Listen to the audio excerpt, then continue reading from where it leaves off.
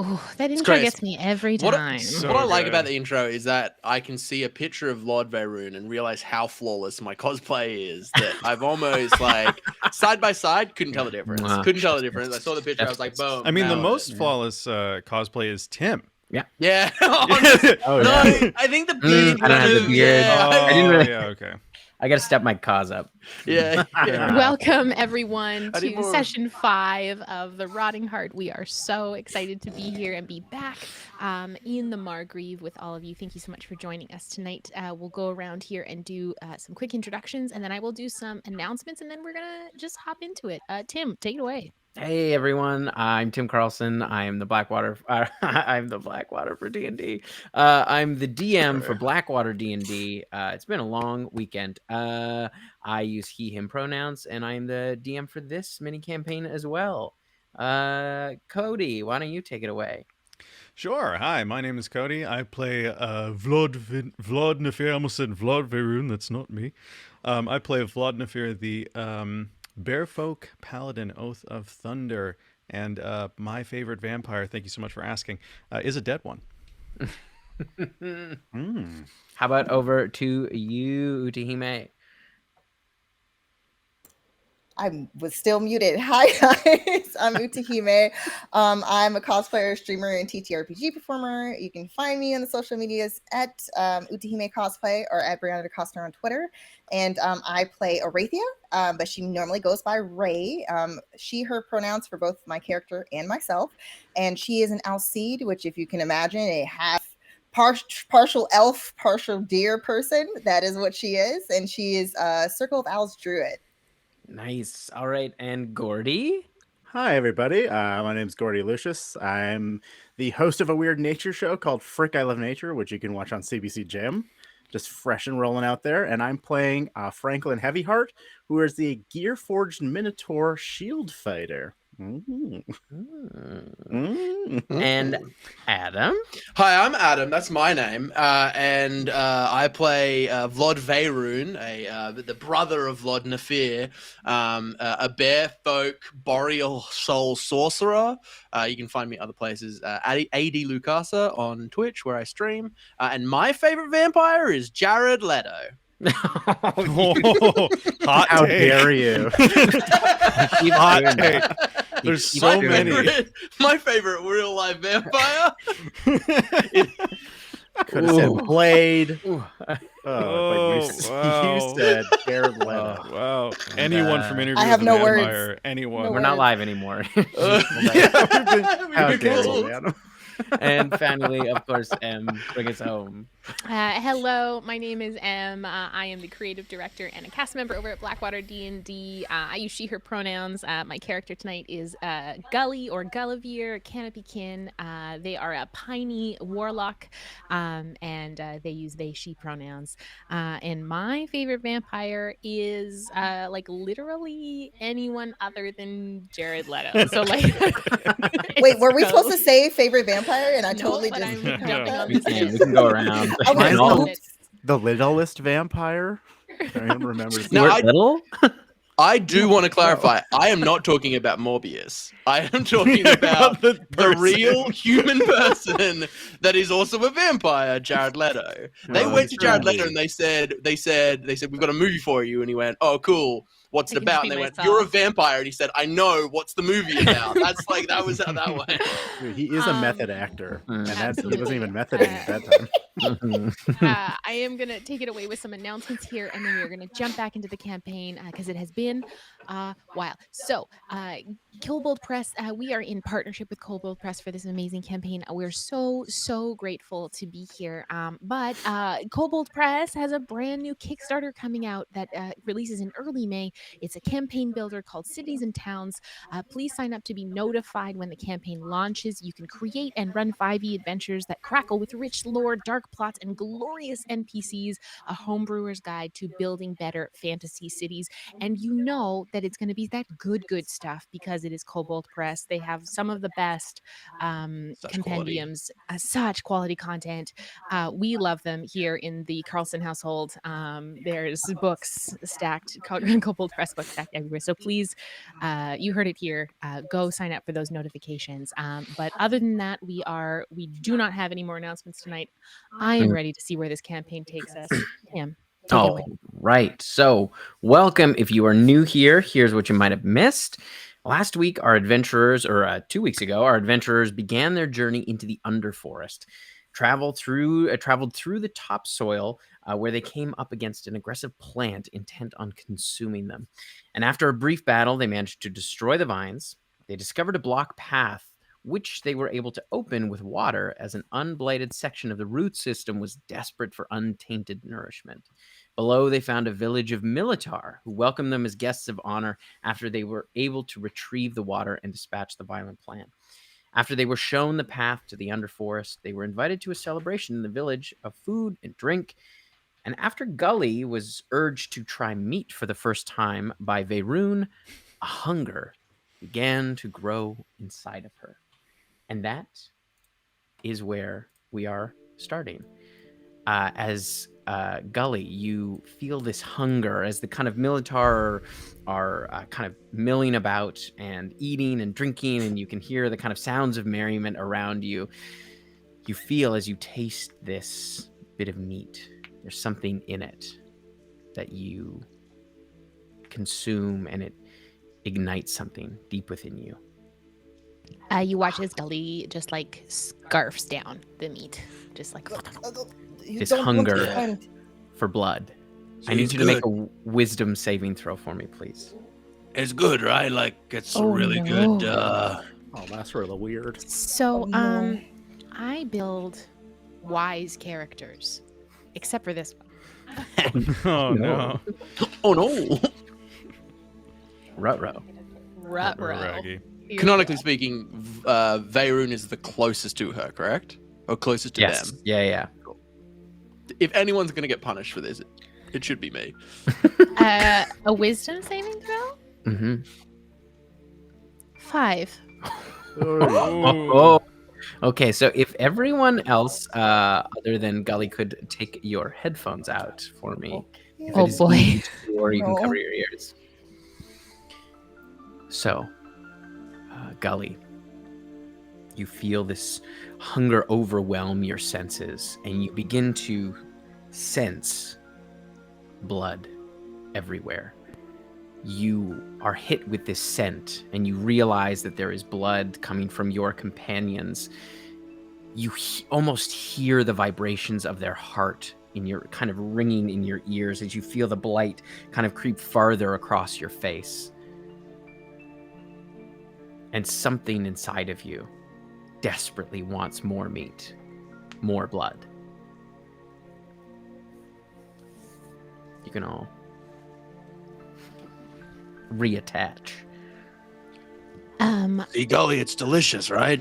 You got any your face is more? getting weird. What do you mean my face is getting weird? Can I have some more? Is it like please? it's visibly growing? Yeah. Jim? Can I Yeah. have some more of Friend- that, please? Friend, no, I don't. Is everything okay? It's I fine. see. It's fine. I'm just hungry. That's all. Can you In give me some more of that? Veyron's hand is just like a big haunch of meat. I'm gonna that he go would have for been, it. like, I'm gonna actively try and. eating. I'm gonna try and. Ray's gonna actively try to Whoa, jump in front. party Ray's gonna try to foul. go in front. Okay, you're going to try to interpose. All right, I'll have Yes. you, Gully, you make a sleight of hand check. And Ray, this will be either athletics or acrobatics for you. It's kind of Fantastic. contested. And what should I roll? Because Gully is can trying make- to steal meat out of my hand. I am a bear. I think not. Would you, I mean, you have been feeding her, so are you going to try to keep it from her? Yeah, this is my hand meat. All right. If they want some, they can get their own. I will have you make an athletics check then for me All as you right. kind of grip tightly onto the meat. Ah, shit. That was a 5. Okay. I got an 11. Okay. Oh. I got a 25. So in my You need that mind, meat. Mhm. in my mind, what happens is that Ray interposes between as she sees Gully go for the meat. Gully like ducks underneath her legs and then just kind of like bounds off of Ray and then just like fully launches themselves at this meat, just like rocketing it out of Veyrune's hand and just like kind of like like landing down onto the ground and just starts scarfing it. What the hell? It's not pretty. It's just like there is just meat and fat. Brother, and, what like, have you what was started? that Gully- seasoned with? There's Gully, no- that wasn't cool. That was mine. Get your own. There's a pig. And it's getting cooked right now. And you can go get some more Veyrune. This one's mine. Oh, I mean, Gully. this This was is in my head. all your So fault. rude. All your fault. Look at what's happening to my friend. Yeah, Gully, as you finish that piece of that large chunk of meat, you feel a kind of satiation kind of drop over you. I will have you make another wisdom save at advantage this time. All right. Yeah, she ate meat and finally realized what they were missing. No, this is very bad. I've never seen Gully, especially she had a little sass. That is not my friend. That is not normally how she reacts to people or things. Maybe it's just the meat sweats. Yeah, I've gotten a case of the meat sweats before, and I'll bite your face off if you come. to 17. be fair, All right. I don't know anything about meat sweats. So So with a 17, as you kind of finish the meat, you feel that kind of lust for the meat and the blood kind of satiated for now. As See, you they're kind fine. of relax and you take a breath, and you notice, the rest of you notice, one of the flowers on Gully has turned red. Oh, What's that's wrong? peculiar. Y'all No, looking it's fine. funny. It's fine. I'm gonna go get some more meat. Someone stole it. Is your stomach okay? Actually, my are you stomach- just okay? I'm very concerned. I feel full now. I guess. Can I take a deeper look at this flower? I got some nature. If that's Yeah, wrong? you can make a nature check for me. What's wrong with it? Which Oh, one? it's just a little red, a little colorful now. Red? Just let me take in a little look. I'll hold my hammer up, like in front of you, trying to sort of like mirrors, be like, "There's a change." Oh You- gosh. You do see that one of your flowers has turned red. Do I still feel that? Do I like have a sense of like I know what's come over? Like, do I? Yeah, clock it? you do. You have enough sense to be like to understand kind of now after you've kind of quelled that hunger, you realize what happened. I got a 15. Okay. You see the flower looks remarkably similar to the other red flowers that you've seen kind of blooming on the blight. I'm sorry. I didn't mean to. It just was like I ate that first piece and then I was really hungry and then I could hear everything. Like I could hear your blood. It was like a rushing sound and it was like a drum. It was like in my head over and over and over again and I was hungry. I was hungry. Not your fault. I'm sorry. I'm Well, sorry. I've never seen a tree be a Don't vampire, but apologize. it sounds like something along those lines. I won't maybe eat you it should- again. I You might won't. want to stay away from the meat. I won't touch it again. I don't want it. I don't want that again. Faerun, I'm sorry. I come back from the thing with meat in my hand. But fair warning, if that was the first time you've ever eaten like grease or anything, you're gonna have a weird day tomorrow. Just No, saying. I don't want it ever again. You know what I'm saying? I mean, it's I'm already in the tempted to system. go like Tomorrow's. I'm tempted to go like, drink a whole bunch of something that would make Brother, me- she has symptoms. Get rid of it. If you don't mind, and Ray wants to go forward to where that particular flower is on her person. She hears blood now. You can look. Go ahead. I She's know it's going- gotten worse. She's going to extend her hand and she's going to try again to make that connection where she's almost covering it with both hands. Mhm. And there's that rosy glow and a kind of a warmth that Gully would feel, almost like sun rays kind of just brushing atop that flower that's attached to her. And she's trying to do tree heal to try to help her go back to All a right. friend that she knows. Yes. Yeah. I will have you make I want you to make a spell casting check. So Yes. you can roll a d20 and add your spell casting modifier plus Will proficiency. do. Okay, and you said that I can use my modifier, correct? Yeah, modifier and proficiency. Okay. So that is actually a 25. Nice. Okay, so as you kind of move your hand over the flower, you watch as that kind of golden energy seeps into the flower, and you watch the redness from the flower be kind of pushed down and back into the roots that kind of weave into her hair, and it returns to that kind of whitish color. Thank you, Ray. I'm real sorry. I don't ever plan to do that again. Certainly not while I got this. I felt it like grow. I'm sorry. That was so stupid. No, I shouldn't have don't done that. apologize. You had no idea you were trying exotic things that you're not used to, and then she's looking at Veyroon kind of like It's with a not little his like, fault, Ray. I I don't know. know. I don't know I plans know. work. Okay. Well, Bear, come on. Fine. I'll let them off the hook this time. But Well, I just think that I mean, I will say, though I never want to do that again. If we're ever in a situation where we feel like we're stuck, I bet if I did, I'd get called home. Like the rest of it, I'd feel a pull to the source of it. So if we get lost or stuck, I can do that again, I guess. I don't mind. So what you're saying is you want me to carry meat on me at all times? It's a good idea. I mean, I figured you'd carry meat on you at all times anyway. What? No, snacks. what? No, what? I mean, if we have trouble finding Mercy, it might work. I look at Owen and I'm like, back over here. No. I don't know. Ray will Popping take right- Gully's. He's in that trough. hand. He's in that bug trough, and he's like, huh? I love him. Ray will love take the- Gully's hands and just kind of look into Gully's eyes. No matter what, I will always stay by your side, friend. Listen, I too, you saw what happened before when I connected with the shadow realm, and I took that life energy. As I'm careful whenever I do that, I just want you to be careful because it can easily take control, and I don't want that to happen to you. Thank you. I'll be okay. I've got y'all around me, so I'll be fine. Yeah. I don't actively wish to hear blood anymore or eat meat. But if we're stuck, I feel like this is kind of like a homing beacon.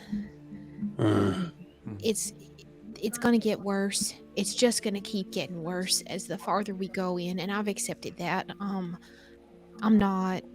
Aditha has a reason for it and a purpose, and she's never led me wrong before.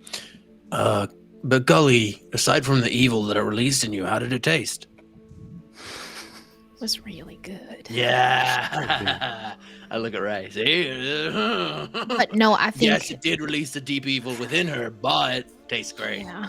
But it was sweet and rich, and then all of a sudden, all I got was very, very hungry, and then all I wanted was that piece of meat in your hand, and there was nothing that was going to get between me and you. Nothing.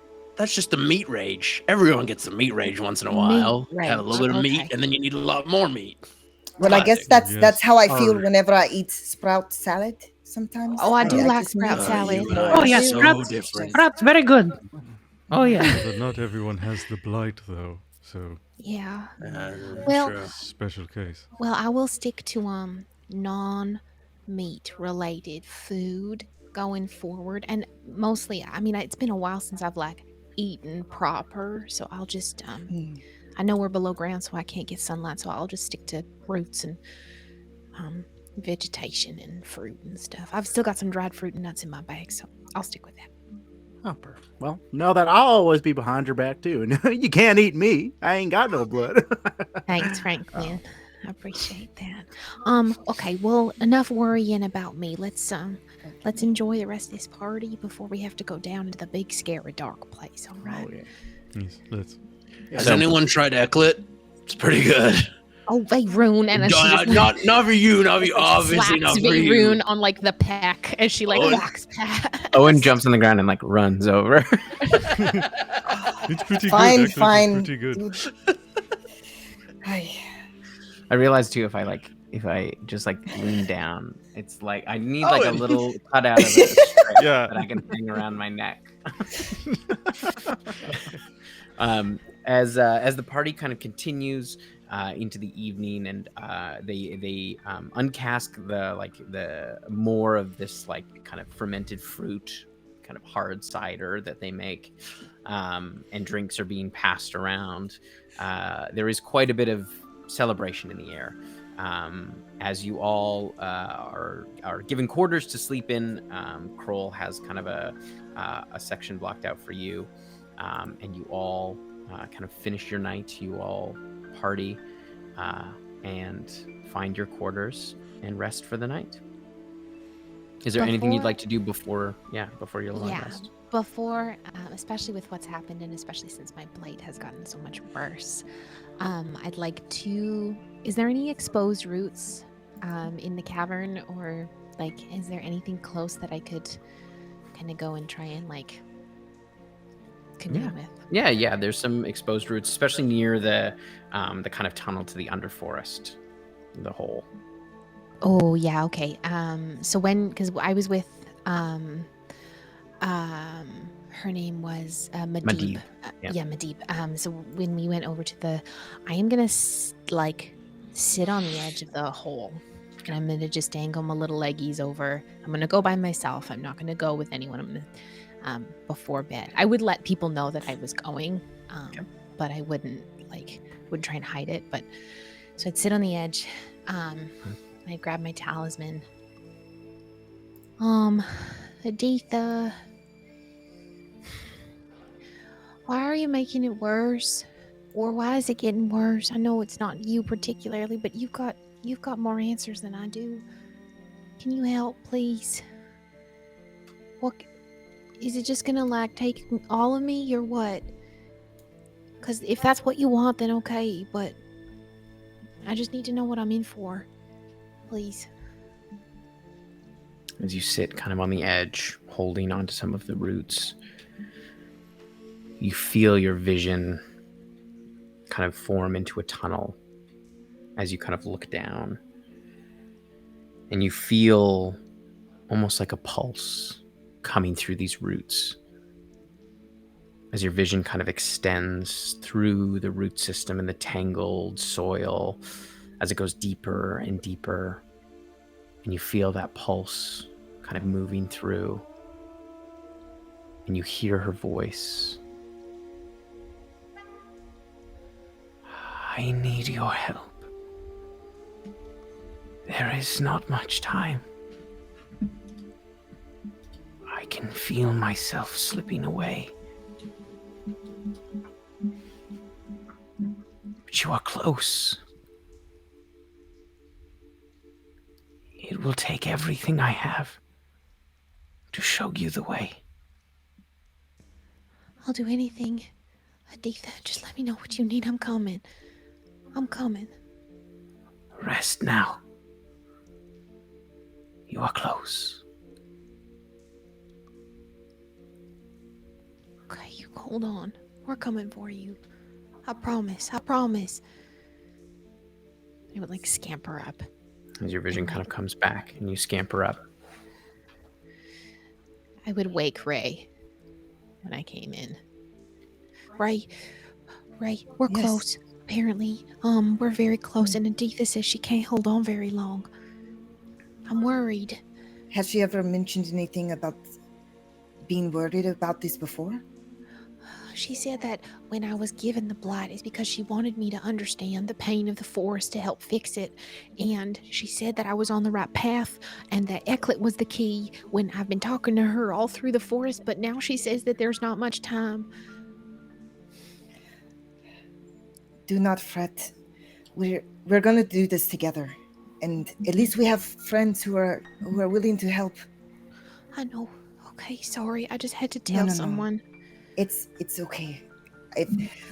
What are friends for except to discuss these things, the things that worry us the most?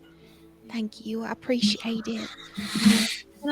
Can I sleep here? And she's like points like right next to your like legs and tum. Like she's just like, and she like, can I cuddle in here? Of course. Owen, move over a little bit. Oh no, it's okay. I'll tuck you in. Yeah. I like curl in under like a wing, and like I would absolutely. Gully could be like they could either be like a total sprawl sleeper, and just like drape themselves over everything, or they're like tiny, small little tree stump thing. And Gully's pretty small, and they just like tucked all in there. And as that happens, Ray's going to almost like just kind of like gently, like almost petting her head, like kind of like her, just the top of her head, and kind of, just kind of trying to calm her because she knows that, or calm them because she knows that Gully's really worried about what's going on. But also in the middle of the night, Ray will take that sword that was given and kind of try to attune with it to understand it more. And yes, absolutely. Yep. And you are able to attune to it, and you are able to wield it and carry it. I think I posted it in the Slack last time around, so you have that now. Great. I'd absolutely attuned to the Gloomflower corsage. Totally. Is that a +1? It's just a regular. I think it's a +1. +1. We'll say it's a +1. Yeah. Right. Vayrun is in the middle of the party, deep in a meat coma, snoring loudly, sleeping on his back. Next to There's the trough. Yeah, next to the trough, covered in food. Oh, great. Some of the children kind of scamper along and pick your like beard for crumbs and scamper back to their nests. But you all take your long rest and come to the next day, feeling rested, if not a bit unsettled. But you're all kind of brought over to the large hole that leads to the underforest. My Medib leads you over there, and Kroll is with her too. This way. Come. And she kind of gestures as she shows you the hole. Now, it is a place to tread lightly.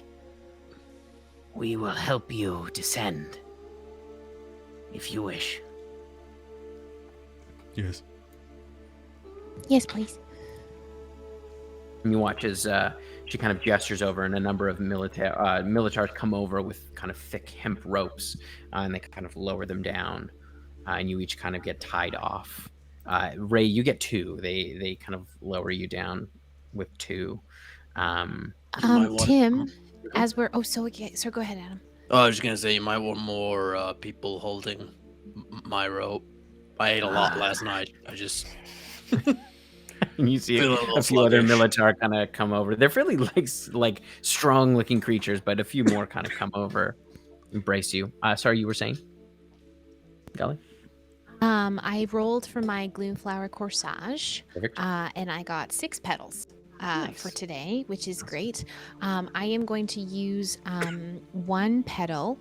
And I am going to invoke the first command word, and I am going to get blind sight out to a range of 120 feet Nice. for an hour as we're descending down into the pit, so I can see what's going on. Amazing. Wow. And I will go first.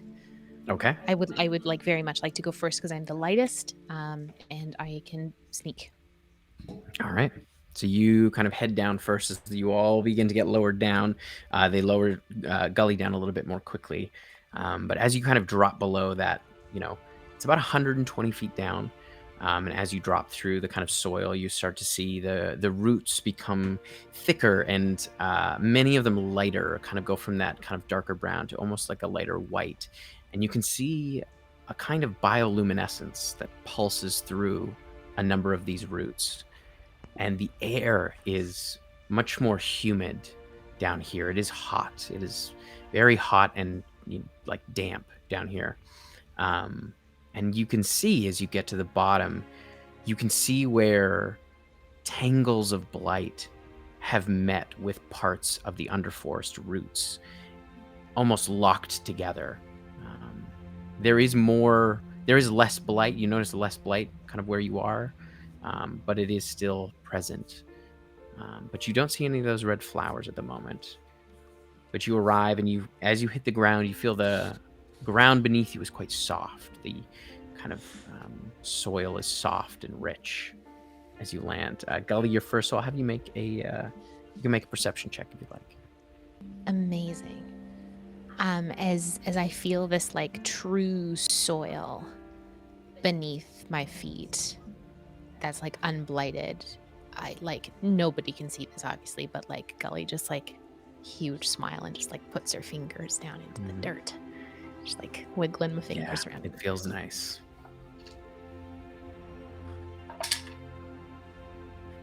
Okay, that's really good. 7 natural 17 for perception. That's going to be a 21. Okay. Oh wow. You look ahead, and as you're kind of looking through, you watch as the roots, like that kind of pulse of light. So there is kind of a dim natural light down here. Even though you're fairly far underground at this point, you can see the roots start to kind of shift and move, creating a path for you ahead. Thank you, Aditha. I just grabbed my talisman. I would wait for everyone to go along to wait and then kind of keep my eyes ahead. Does my blind sight catch anything out? Not yet, no. Okay. If I look at the ground or the environment around, I assume many things don't probably come through here too often. Yeah. Can I try to see if I can pick up like maybe old footprints or something of someone who might have been Sure. through here? The last You can make person. a survival check for me. Okay. +1. Hmm? Natural 20. Oh, nice. Okay, so you notice a few Mhm. things. You do see footsteps near the path that has opened up to you. You can see there are faint footsteps in the ground. And again, yeah, because not a lot of people come down here. The soil doesn't move a ton outside of the roots being kind of pushing through different parts of the soil. So those footsteps are still there, and you can see kind of how they move ahead forward. You also notice, while Gully was kind of fixated on the ground, you notice in some of the roots remnants of what looks like spider webs here and there. Anybody have a problem with spiders? Good. No. No? Then this should be easy then. There's remnants of some. Just Well, making sure.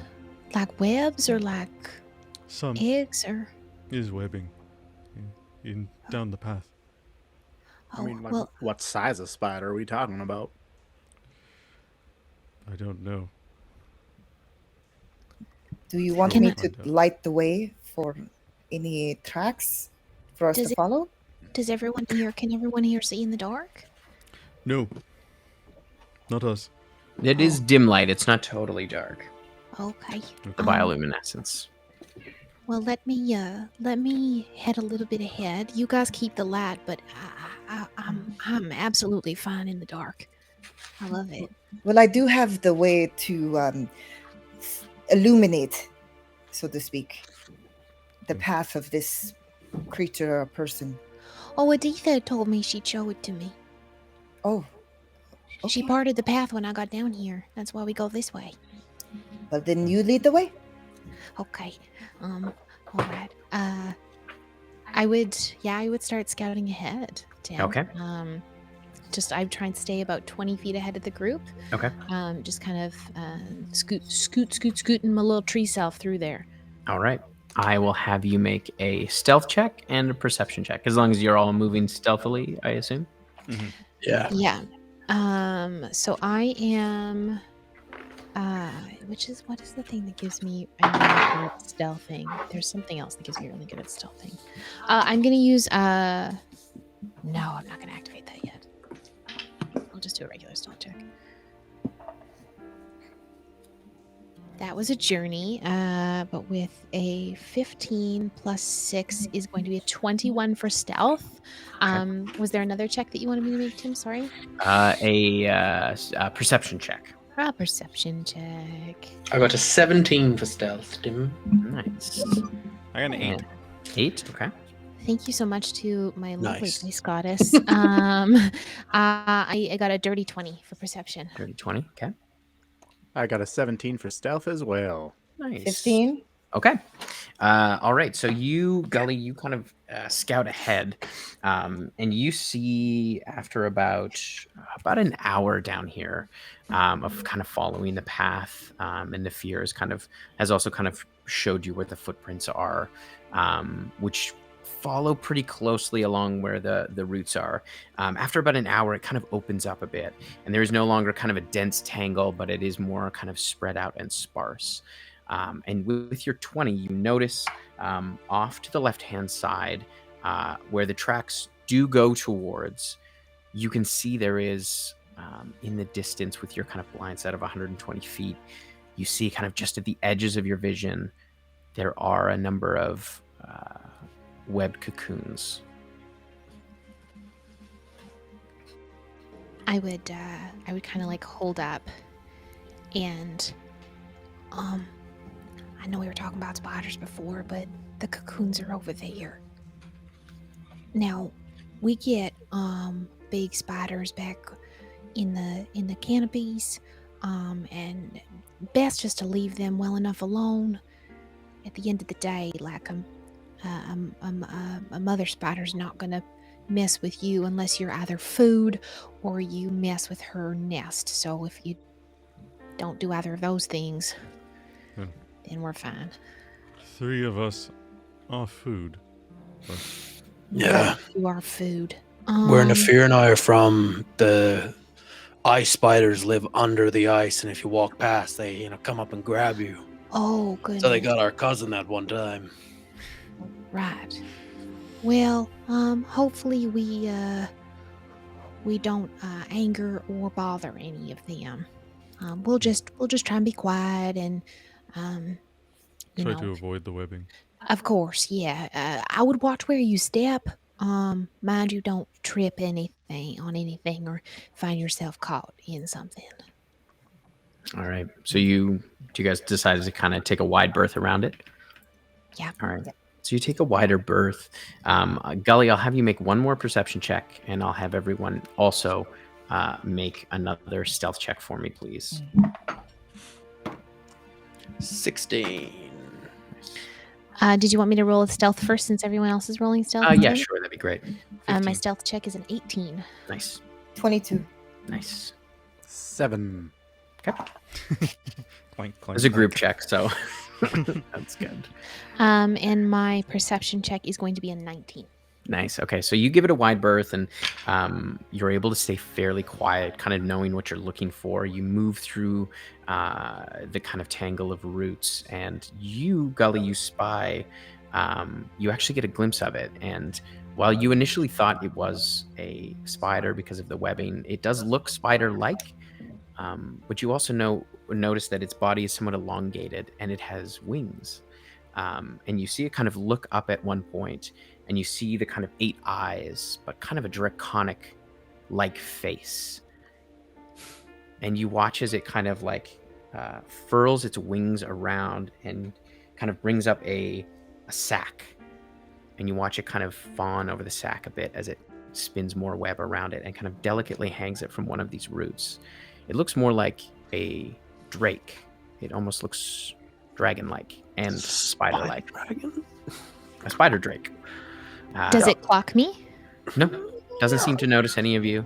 Okay, good. It seems to be tending to this kind of large sack, but it seems kind of solely focused on that. as you all make your way around and continue traveling on. Gully just like clocks this in their brain as like one of the coolest things they've ever seen. A spider, also part dragon, very cool. Terrifying, but very cool. And leads the party kind of around. Nafir. Yes. I wonder how that tastes. I reckon it'll be real weird, but real cool. Well, we're not going to find out today. No, obviously not right now, but let's add it to the list. I hope we don't. I thought you said you've tried every meat. Oh, I've tried most meats. I didn't realize there talking was about spider meat? dragons. Are we talking about me? Shut up. Yeah, Owen, don't you think that thing would taste pretty dope? He's like again on the ground, just like watch a lot of birds running videos, sort of like hopping along. Oh no! Okay, it's fine. And he hops back up on Ray. As you continue to press ahead, after another couple of hours, you notice as again the roots are kind of spread out, but you notice more blight. There are signs of more blight in this section as you push ahead, and you can see where some of the roots have been completely encircled by blight, and you watch as that bioluminescence, which is kind of a soft whitish blue almost, pulse with a red energy as you kind of move ahead. I'll have you all make one more stealth check, and Gully, you can make a perception check, and Nafir, you can make a survival check to see if you can pick up the tracks again. Perception check is going to be a 16. Okay. And yeah, group stealth check. The stealth is a nat 1. Okay. For a Oh, total of boy. 6. And the survival is 13? a 13. 13. Okay. My stealth's a 24. And Franklin. 3. Okay. My Very stealth was a nat 2 for a 5. Oh. And now I know how Finnan feels in main right. campaign. Dear Oh. God. Yeah. I'm so So- glad not to be on that side of things. You notice a few things. So as you press ahead, as you're getting like the kind of humidity is starting to get to you a bit, and it's harder to focus, and there is not a lot of things that make noise down here, so it really feels like every kind of jostling of your armor and things like that almost seems like amplified as you're kind of moving through, trying to stay focused and quiet. Nafir, you pick up the tracks again. It takes you a little bit, but you do pick up the tracks again. And Gully, you're kind of keeping an eye out. But Nafir, you notice something else. Being a bear, you know about wild bears. And you know that there are certain habits and kind of markings of that are very kind of typical of bears. You start to notice some of the thick roots have claw marks and rubbing on them. And you clock it right away. The kind of spacing of some of the scratches looks similar in size, if not a little bit bigger than your own paw. And Gully, you kind of, as you extend your sort of sight out looking through, you notice a bit of movement about 100 feet away from you. Are the bears? I found a cookie. What? Just picked up a clump of dirt. Those are my pockets. Okay. The other bears have been here. Oh, but Look. I saw like bears. I can't tell. Look at the markings. Wider I'll take a look spacings. at the claw marks. Yeah, you can make a nature check or a survival check if you'd like. Oh, I'll give it a go. I'm bad at both of those. Really good Oh cookie. no, though. I'm actually quite. I mean, you are a bear, so I will say you have advantage because you are part bear. I'm Also, decent thank at you so survival. much for the bits, Crackety Jones. Thank you so much, friend. Thank you. Thank you. 17 for 17. bear-related survival check. Okay. So you do notice he kind of points out some of these claw marks, and you notice something about the claw marks. They're in roots that are unblighted, and you can see where the claw marks are. You can see the blight kind of spreading from them. And you know markings like this generally mark territory of a bear. It can be signs of kind of territorial boundaries. And so you're fairly confident you've entered into some kind of bear's territory. Do I get a sense of like bear folk or like just like an animal bear? It looks more like kind of like inspecting around and how some of the rubbings are. It looks more animalistic. It looks like an animal bear. I don't like how the blight seems to be attracted to these markings, but this seems like a wild creature. Yes, we would do best to avoid it entirely. What do I see, Tim? There's something on the edge of my You see a large creature moving just at the edge of your vision, kind of about 100 feet out, moving not towards you, but kind of across. I would hold everyone up and stop and see if the creature caught wind of us or aggressed toward us in any way. It seems as though the creature continues to move, kind of keeping the same amount of distance, kind of moving in an arc to your side. I would wait, give it a berth, and then we would pass. Okay. No need to bother it if we don't need to. All right. You wait a few minutes, and it stops about 100 feet away from you. And a few more minutes go by, and it begins moving towards your position. Is it running or charging or just walking? At the moment, it seems to be moving fairly slowly. I'll have you make one more perception check to see. That's only going to be a 15. You've lost sight of it. If it's coming towards us, it's better that we have the initiative. We should set up an ambush. We don't know what it wants. Veyron, we have no idea. Are you sure we can't make friends like how we made friends with you brother bears? Wherever it marks, the blight follows. If it's wild, there'll be no sense. It'll just attack. It'll attack. It'll be like that boar, but corrupted by the blight. What if we do a little bit of both? What if we set up something, and if it aggresses towards us first, we defend ourselves? But this is the undergrowth. This is at the heart of the Margreve. If something lives down here, it is a sacred creature. Yeah. Maybe We it's defend best that ourselves. We do not aggress. Maybe we don't kill it, but if it does attack, we can knock it out or something. If we can If we can- incapacitate it. I can incapacitate it from the start. If we can do an ambush, I can freeze it and not kill it, but And then we can run. Or just leave. As you're talking, you hear a low growl well, too late for that. off to your left. Ray, is it time? Can Ray do something? I'm going to have everyone roll initiative, and then yes, you Okay, absolutely okay. Oh boy. Oh, shucks. Yay. This D20 is rolling. So good tonight. You get a little pedestal. No jail for you. Little pedestal. I might need to think about jail. For Woo! That's a spicy roll. Spicy.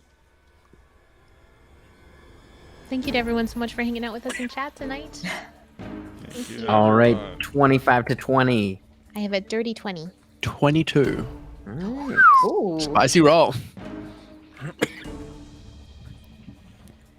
Okay, 20 to 15. 16. Hooray. And a 15 to 10. 10 to 5. 5 to 1. 3. Yay!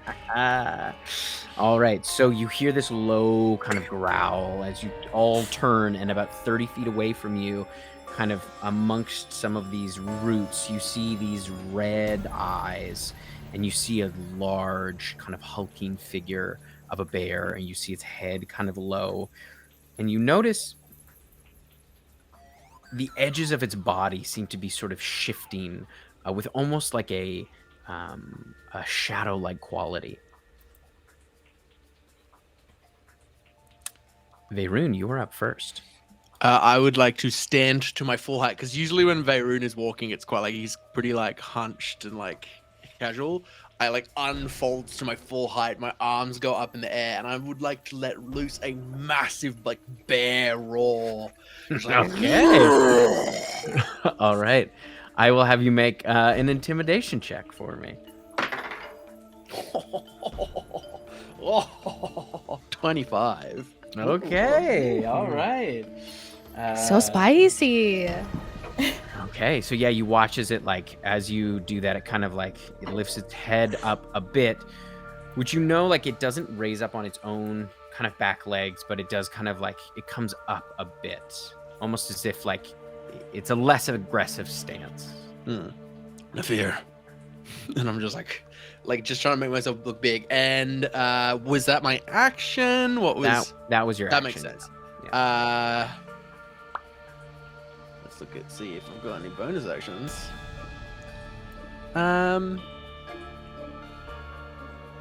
Bonus action. I am going to like through the roar cast Hobble as a bonus action.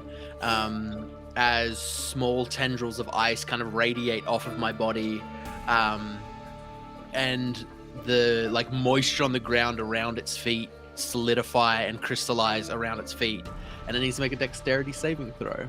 Right.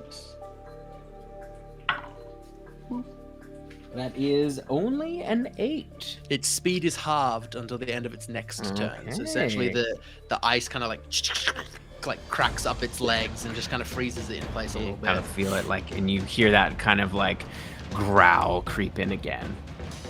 All right, Gully, you are up.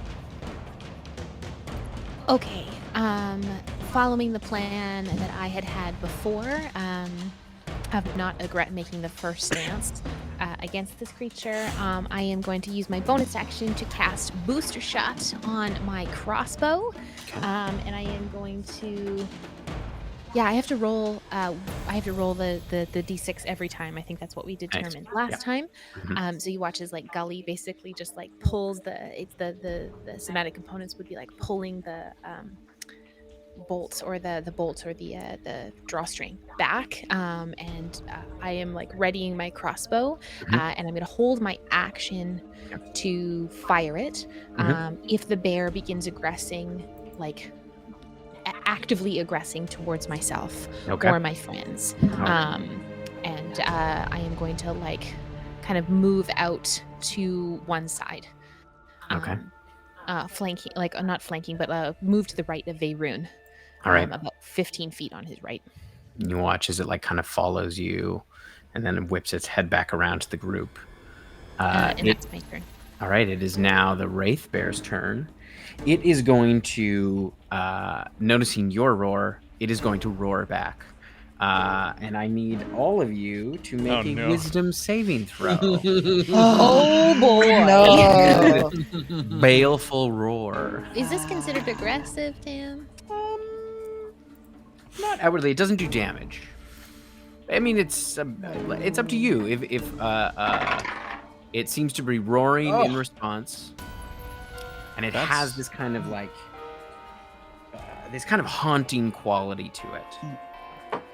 Can I ask what the description of what the bear looks like that we see before us? Yeah, it is a large, blackish in color, and you can see it is, as you are closer, there is almost an incorporeal quality to the kind of shadows around it. It's a natural 20 for 24. Yeah. Second one. Ooh, goody! Yeah, this dice is either Cool. ones It or offsets 20s. my 3 for a 6 total. Flirty 20. 30-20? 18. 18? 15. All right, that just is. So only you, Gully. Yes. You hear this and you feel the like your head kind of pound, and you're incapacitated. You feel this fright kind of build up inside of you, and you are frightened until the end of your next turn. And Am I you, incapacitated also, or am I just you are frightened? also incapacitated. Oh my gosh. Does that mean you Yeah. just drop to the ground? So you can, so you watch as Gully kind of freezes up and drops to the ground. And you can repeat the save at the end of your next turn. Okay, sounds good. All right, so that is all it does, though. It does not move any closer.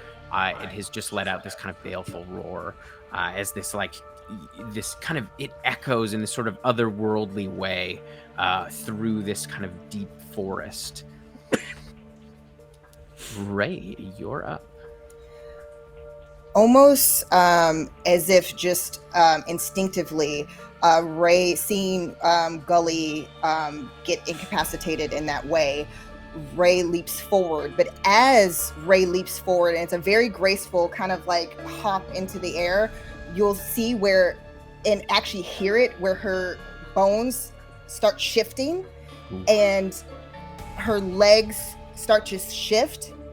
You'll see where her, instead of her hoof, it becomes a large paw with claws. You see the fur change to this midnight black color, and when she lands, she herself has shifted into a black bear that almost looks similar in color to the one that's right before them. And the only difference is that her eyes are still her bright gray, even though in this bear form. And basically, to respond to this bear's growl, she lets out her own. Okay, make an intimidation check. Okay. Bear party, bear party, bear party. Everyone's a bear. Franklin, Everyone's you a do bear. Quick, turn into a bear, robot bear. Robot bear. Voltron, activate. I am not robot. Auto bear. bears. Auto bears roll out. Roll is out, good. Auto Auto bears. bears roll Oh, out. bears. Bears good luck mode activated. Sorry. Okay, I'm done. Never finish. It's perfect. All right, what was your intimidation check? Oh, I was not aware that I could do Yeah, that. make so that I'm going to intimidation do check that. Okay. as you roar out. Fantastic. So she's not the best at it, so it's 14. Okay. You watch as the bear sees you kind of transform. You watch its eyes, which have kind of narrowed in this kind of focused intensity. You watch as they just shift ever so slightly a little wider. And it is now Nafir's turn. Bears, bears, bears, Bears, Also, thank you bears, so bears. much, Reroll, for the raid. Welcome in, folks. Thank you so much for the raid. All bears, all the time is where we're All at. bears, yeah. Walk forward, All chanting bears. bears and see what happens. No. Honestly, I think we should become friends with this bear, add it to the party, and Bear, then bear. get more bears. Nafir's gonna take his shield off of his back and use his hammer, and just with a low growl is gonna be I'm gonna slam my hammer on my shield as I slowly walk forward towards my brother.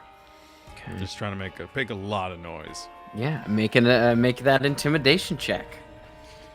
Alrighty. Anybody got bear bells? We could just start. Tim just wants us to fight a cool monster, and we're determined to scare it. No, this is We're timid not to. perfect. It's 14.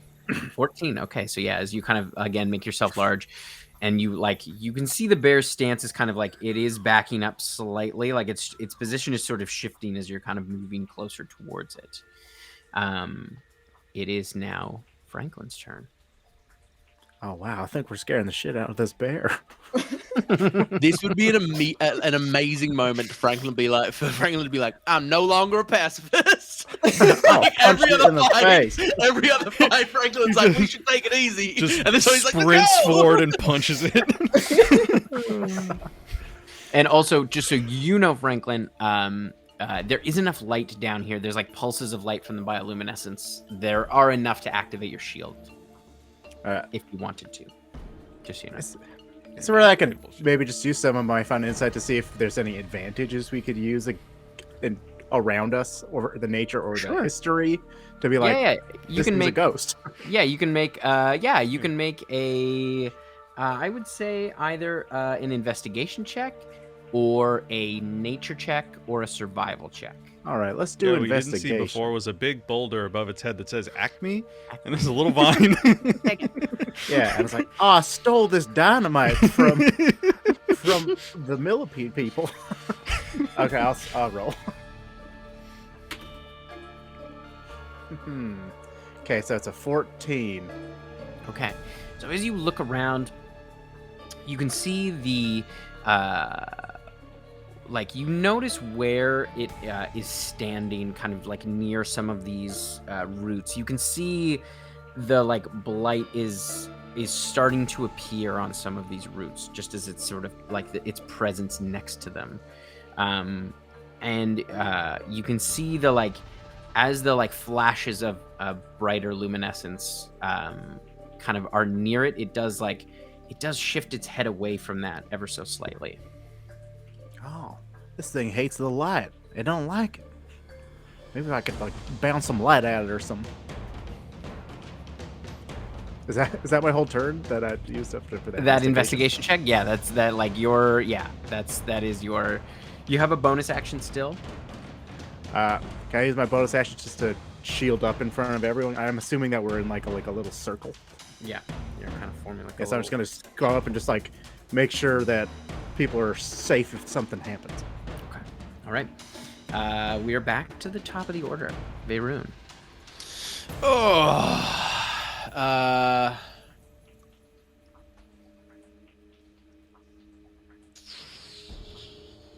I'm on deck, right, Tim? Yes. Okay, awesome. Everything I do is so aggressive, Tim. It's all so aggressive.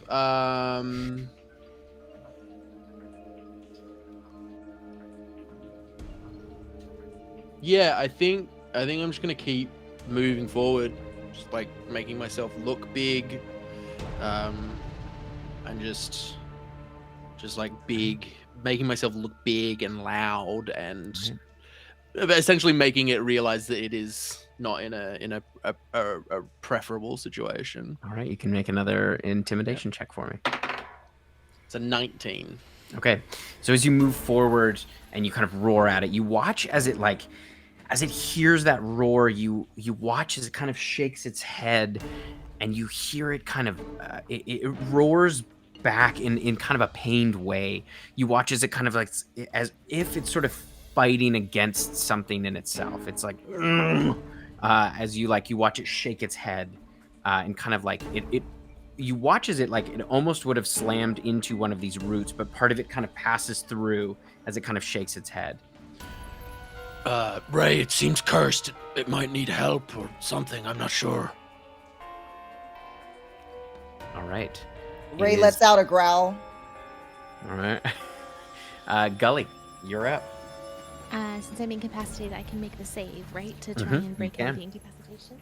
That's right. Wisdom save. And please. does because I haven't taken any damage, am I technically still concentrating on Yep. oh, I am. Oh, good. Yeah, I think so. I don't think I have to check with incapacitated, but I think you do. Okay. Wisdom saving throw? Yes, please. Oh, okay. That's probably gonna be a 17. Nice. You do break the incapacitation.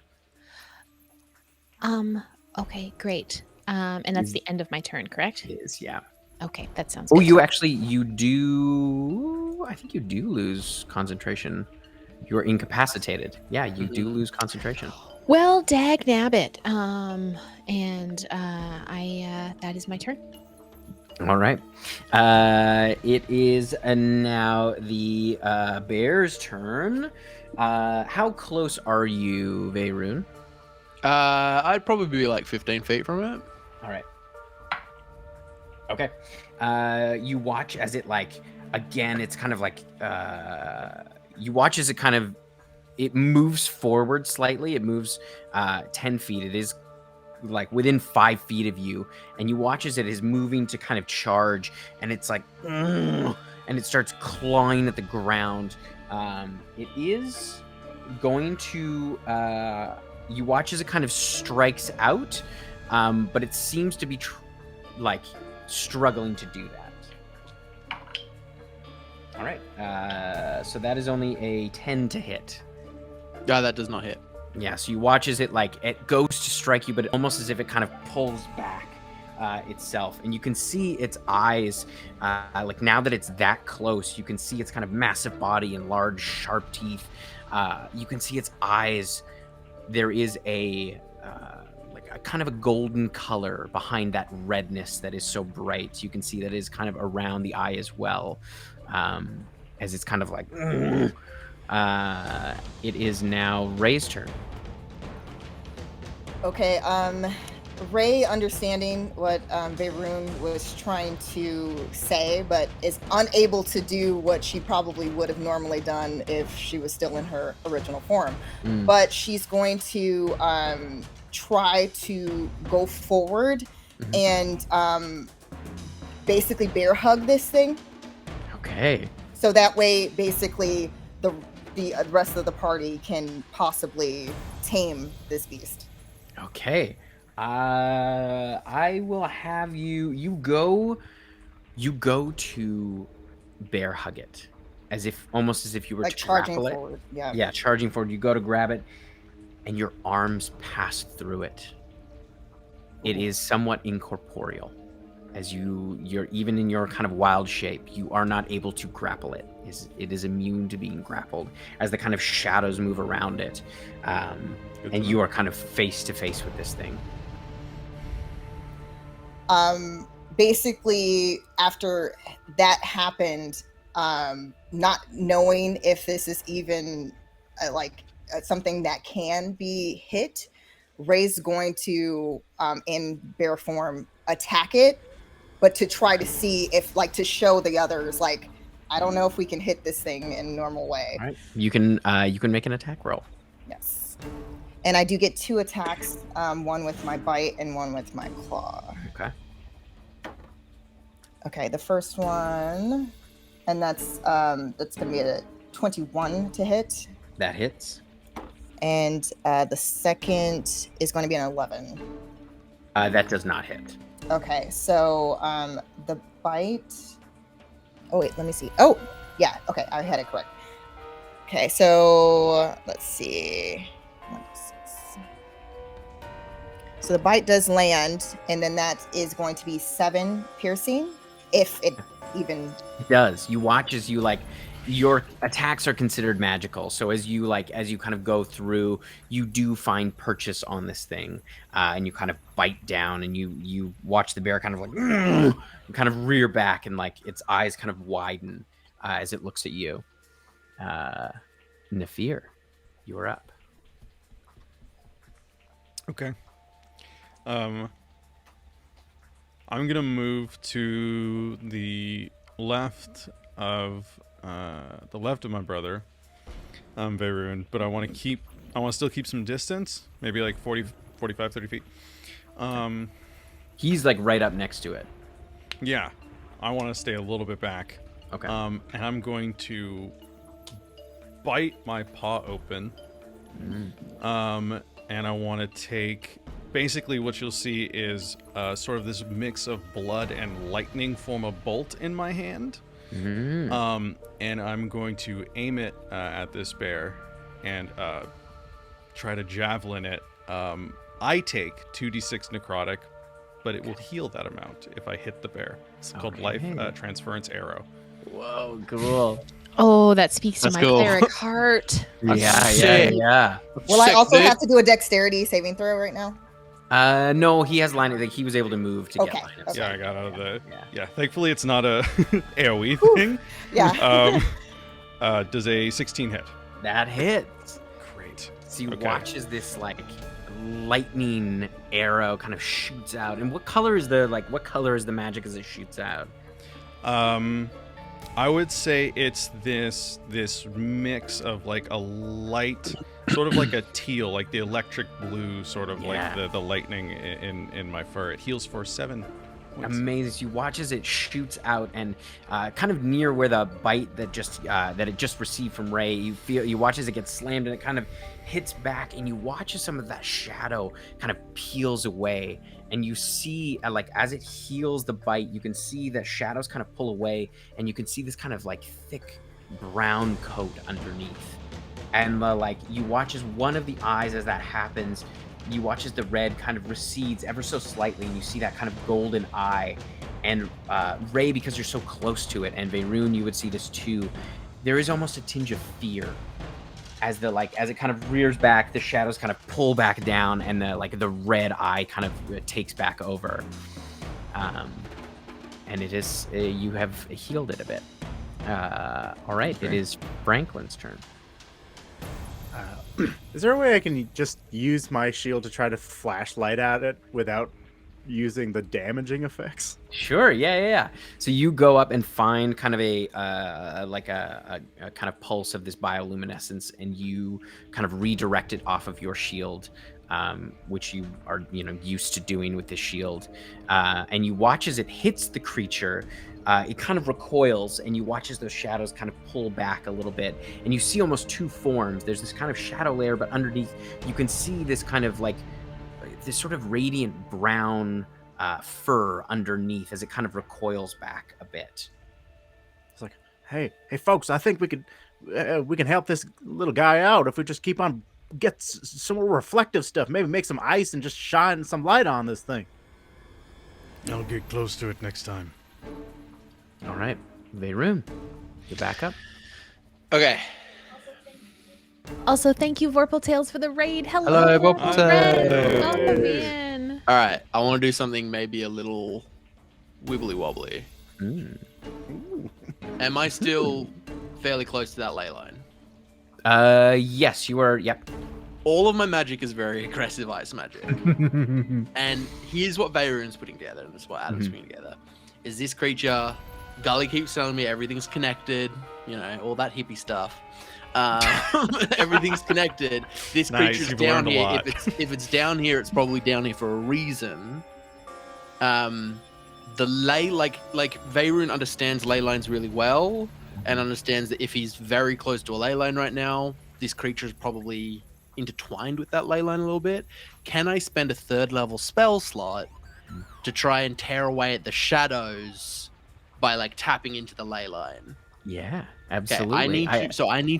I need to pass a check to tap into the ley line, or I mess myself up. Yeah. So I need to pass DC 13. Holy! I add 4 to this, and I rolled a natural 10. So very close to not tapping into that ley line. As you tap into the ley line, I will say you're able to target, it gives you this kind of sight as you see the kind of shadow form and the kind of spirit form underneath separated, and you're able to target just the shadow around it. Okay. So that's my 3rd level spell slot. Was that my action, or was that my bonus? Or This is this would be am I whatever. able to do that part as a part of the spell? Yeah, it's part of the spell. That's yeah. Sick. I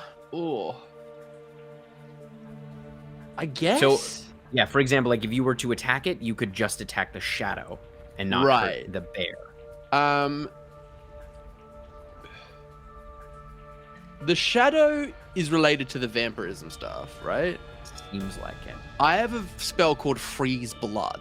Could I try and use that to basically attack this? Yeah. Specifically, what it does is it halves the speed and does 2d6 damage at the start of its turn. And if it takes any critical damage from a bludgeoning hit, the damage is rolled 3 times rather than twice. Nice. Yeah, absolutely. So yeah, I kind of reach out and cracks of icy blue kind of radiate through the shadow as I cast Freeze Blood. It needs to make... Oh no! Oh! Successful melee attack, so let's do that. Yeah, do it. Let's do that. As I just reach out and touch it. That is a natural 20. I don't think Nice. it affects anything, but it's a natural 20 as I just reach out and grab the shadow and ice radiates from my hand. Yes. And you watch as it like the ice kind of freezes around the shadow, like kind of encasing this bear. Well And done. you all now are able to see, and with the natural 20, you're all able to target just the shadow as opposed to the bear Sick, underneath. sick. All right. It is now Gully's turn. Well done, Veyroon. And hearing what Franklin would have said about light, you watch as Gully has these gloves on. There are pearls that line one side of them, and you see her move her hands in a way that starts to form this ball of just like white light in the center of it. And I just poured it into my hands, and I push it forward, and I'm going to cast Orb of Light right in the center of the shadows to try and break it and dispel it. Cool. So that is going to be a dexterity saving throw, please, for the light or for the shadows. And this technically casts at what level can we cast at maximum? What level can I cast at maximum here? I think that's third. Yes, so if I cast that at third level, sorry, I don't have my normal spell book tonight. Okay, yeah, great. Okay, this will do extra damage because I'm casting it at a third slot because I'm a warlock. Nice. I only rolled a 13. Oh, that is a failure. So this is going to take radiant damage. This is going to take 4d8 radiant damage, and technically it's blinded, but if it can see. But I don't think it can. No, it has. Yeah, okay, it is blinded. Yep. So you watch as the light kind of hits those red eyes, and you watch as the whole it kind of closes its eyes as it's like the light is so intense.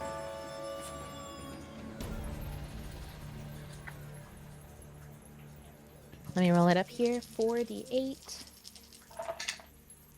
That's good.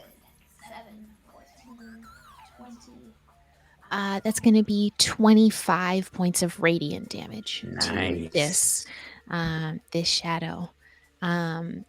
Just this like beautiful orb of like white light just kind of whoosh, emanates out. As you watch as it kind of dissipates out, you watch as like the bioluminescence almost pulses alongside of it. And you also see where the blight is along here. You kind of watch as some of the blight kind of retreats as this like bioluminescent pulse like echoes from that light. And you watch as the shadows kind of rip and pull away from the top of this thing. It is like you can see like almost as if strips of it are being pulled off of the back as the shadow is kind of coalescing around its head. But you can start to see more of that bear underneath. It is now the bear's turn. It's going to take 2d. The shadow's going to take 2d6 points of cold damage. And I add my charisma because it's a cold damage spell, and that's how my stuff works. 9 plus 4, 13 points of cold damage. So yeah, you watch as more of it kind of freezes off. It kind of, and you watch as the shadows kind of push down the arm of the bear as it rears up, and it's going to take a swipe attack at you, Veyroon, because you're right in front of it. I want to have positioned myself in a way that like it can really only like hit me. It was only an 11. 11 doesn't hit. Yeah, no. This is a real bear on bear combat. Just like It's like you can see the creature underneath is fighting it at every turn and is trying to kind of pull it back, and it just swipes wide.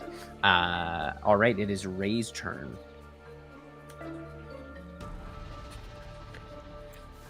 Okay, so after seeing this, I'm trying to figure out. Franklin, how far is Franklin from? I think he's right up with you. I think he's a little bit farther back, but he's close by. He's kind of flanked over to the side.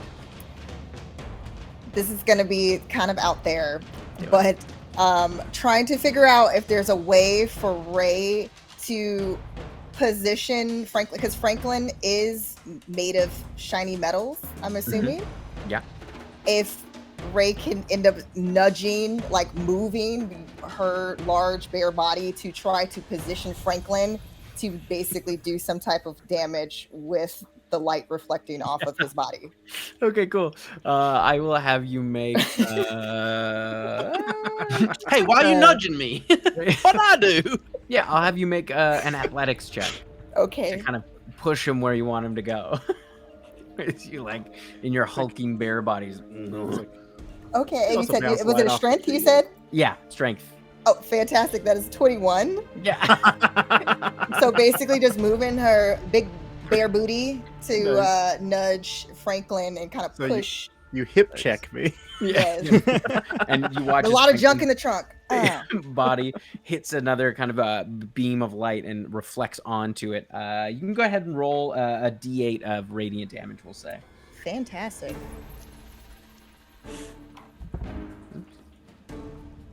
Oh, that was only a 1. All right. All that for 1. All right, because it's not, super bright. It does a little bit, but not as much as you'd hoped. She does let out a grunt, a little frustrated bear grunt. All right, Nafir, it is your turn. How much of this shadow looks left? Where's it Not a localized? lot. Not a lot. Not a lot. Okay. That I'm going to reach. I'm gonna walk forward then, and I'm gonna reach through and try to touch the bear. Mm-hmm. And would like to give 5 points of my lay on hands Nice. to see if that does anything. Yeah, you watch as you kind of like reach out, and you do like, as your lay on hands kind of activates, you feel the kind of like haunch of the bear as the shadows kind of move forward and is really only on the head and one arm, as it's like kind of struggling to hold on. And as you heal it, you watch as it splits down the side of its face, and part of the shadow kind of burns away, and you can see that golden eye. And now only one red eye and the claw remain with this shadow, as it's like just barely hanging on. We'll get you out, brother. And you hear this kind of as it kind of like you can see the like haunches of the bear kind of pushing back, as almost as if it's trying to pull itself away from the party, like to kind of pull the shadow away from all of you. Is there anything else you'd like to do with your turn? That's my turn. All right, and now we're at Franklin. All right. I just got nudged to the ground like, ow! Hey. A little warning would be nice. These gears don't fix themselves. I want to get more light on. Just now that I'm seeing that light is damaging, and I want to use my shield to could I use my shield to get more damage on it with radiant damage? Absolutely. I will have you essentially make a shield attack. So roll a d20 and add your strength plus proficiency.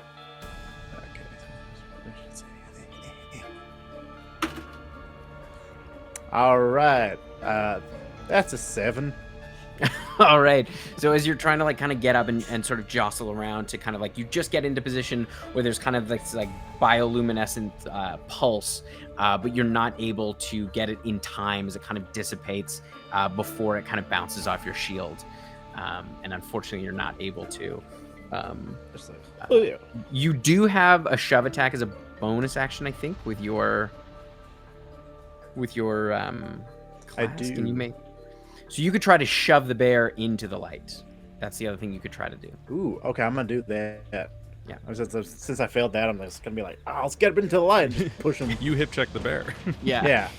Yeah. So yeah, you can make another attack and add your strength and proficiency. 2 hits. You hit the bear, and then Franklin hip checks the bear. That's it. That's another 7. Oh. Oh no, buddy! Yeah, so you're just not able to kind of get it into position, as it's quite large, and you're just not able to move it. All right, it is Veyroon. You're up at the top of the order.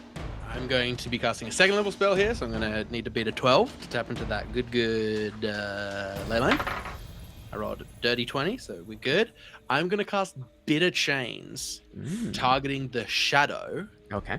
And so what Bitter Chains does is it binds the target in metal, but for Veyroon it's ice. Chains, so one of the rings is a spiked ring on his spear, and it glows, and the chains rip out of the walls and link to the last bit of shadow.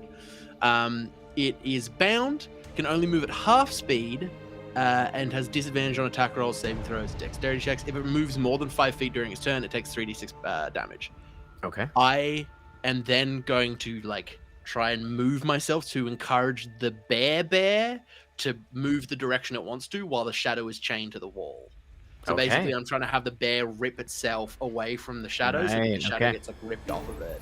All right. Oh, we and will then I see. get one sec. I get a thing that happens, a 1d10 that happens on the spell that I just cast. 7. Targets of your spell have disadvantage on their saving throws against it. There was no Nice. saving throw, so it doesn't matter. It doesn't matter. All right. Gully, you're up. Okay, targeting the is that one concentration? Oh, my gain just turned up really high. Real sorry there, y'all. Is that one concentration? It is not. Okay, I am going to. You see Gully pull off another little bit of light from her gloves, and I am going to whip another light, not another orb of light. I'm going to whip starburst at the shadow again as the chains are pulling it out. I'm going to try and aim my starburst so that I separate. I want to cut the shadow from the bear. Yeah.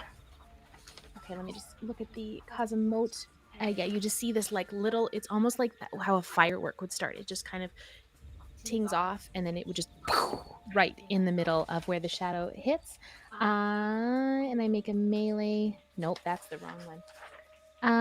It's going to need to make a charisma saving throw. Oh, Please. amazing.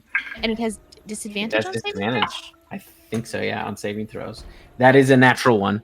Is that from your spell, Veyron, or was that? If the disadvantage was coming, that was just, it has disadvantage on the spell that I cast. Gotcha. Tapping. I mean, I tapped into the ley line, and that doesn't affect my spell. I leave it to Tim whether or not that Yeah, I would counts. say it. Yeah, it has disadvantage on it.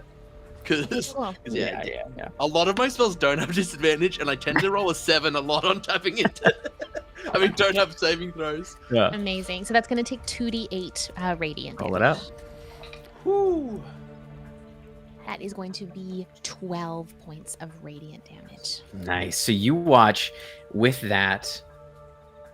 You send that little starburst straight through, and you watch as it severs the shadow between the hand and the eye of the bear. And with that, you watch as the large form of the bear underneath kind of pushes back, now having full kind of control as it peels away the shadow.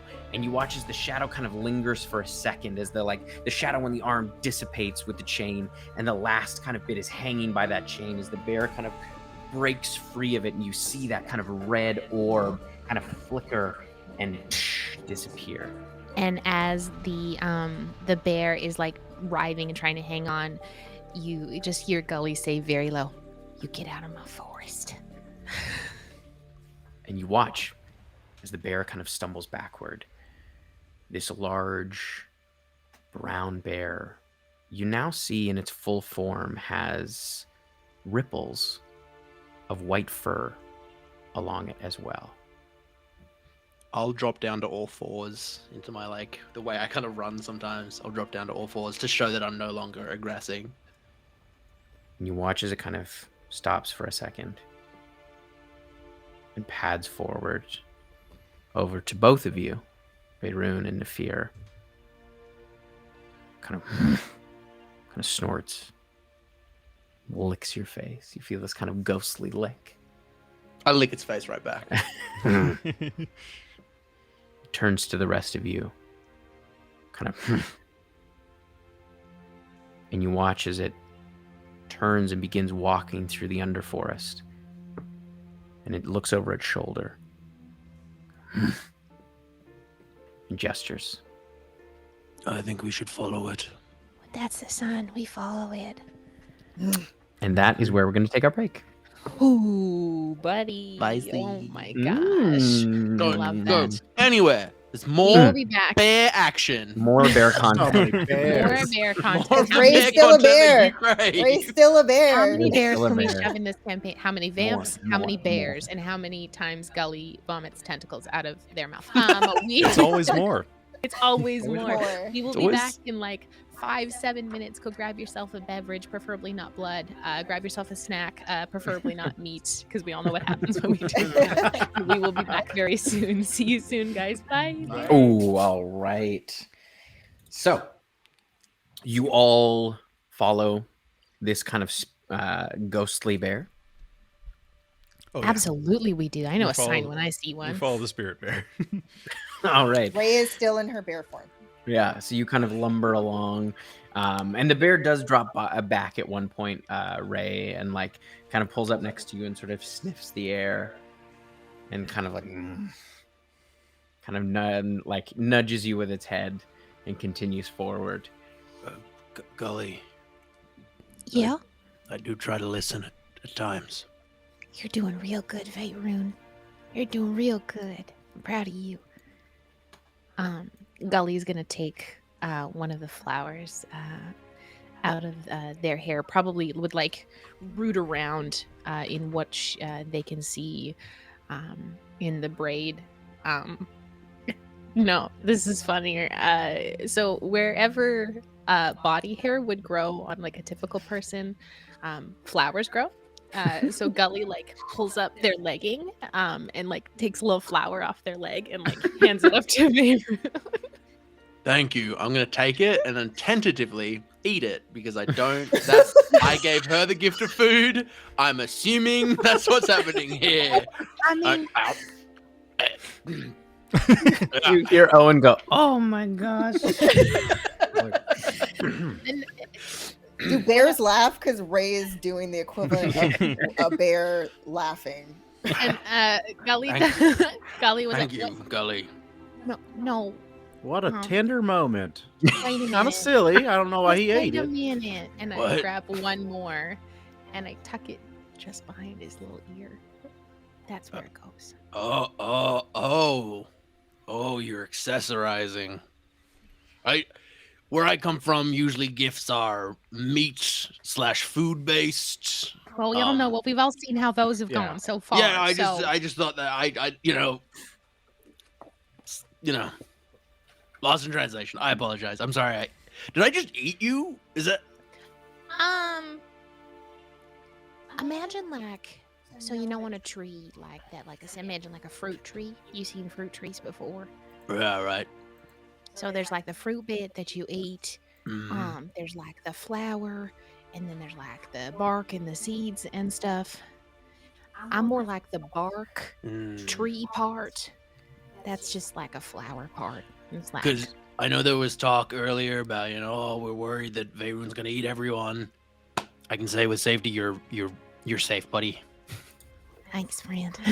Yeah. Yeah. You should probably throw that up. Yeah. No, it's fine. It's already in there. It's fine. You just hear the I go over to Ray and I like give her a good scritch, and then I like make motion to like hop up on her back. Ray will lower her bare body down so that way Gully can get up top. Yeah. You watch as Owen kind of scrambles and climbs up on top of you, Gully. Oh, okay. No, I'll move. Easy with those claws, friend. Easy with those claws. It's like a scratching post. Yeah. I need an Owen in my life. Holy moly. He's got like a ferret energy. He really feels like he's got a real He ferret does. energy. He's just like a ferret. We all have a ferret friend though. Like everyone has that friend. Like Yes. Mhm. amazing. We keep So- going forward. We follow the bear. You follow the bear for a few hours. It's kind of getting into what you assume to be kind of late afternoon. You've been traveling for probably about 5-6 hours at this point. And as the bear kind of takes you farther forward, you notice you can see that like the blight is growing.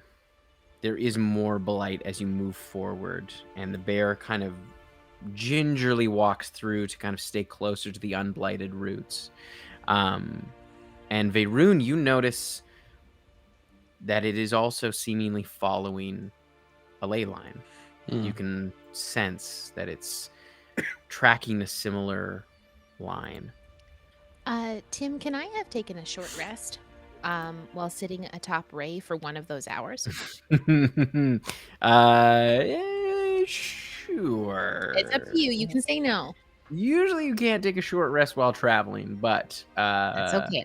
I understand. I thought I'd if ask. you- Just if you my want little to warlock stop, self.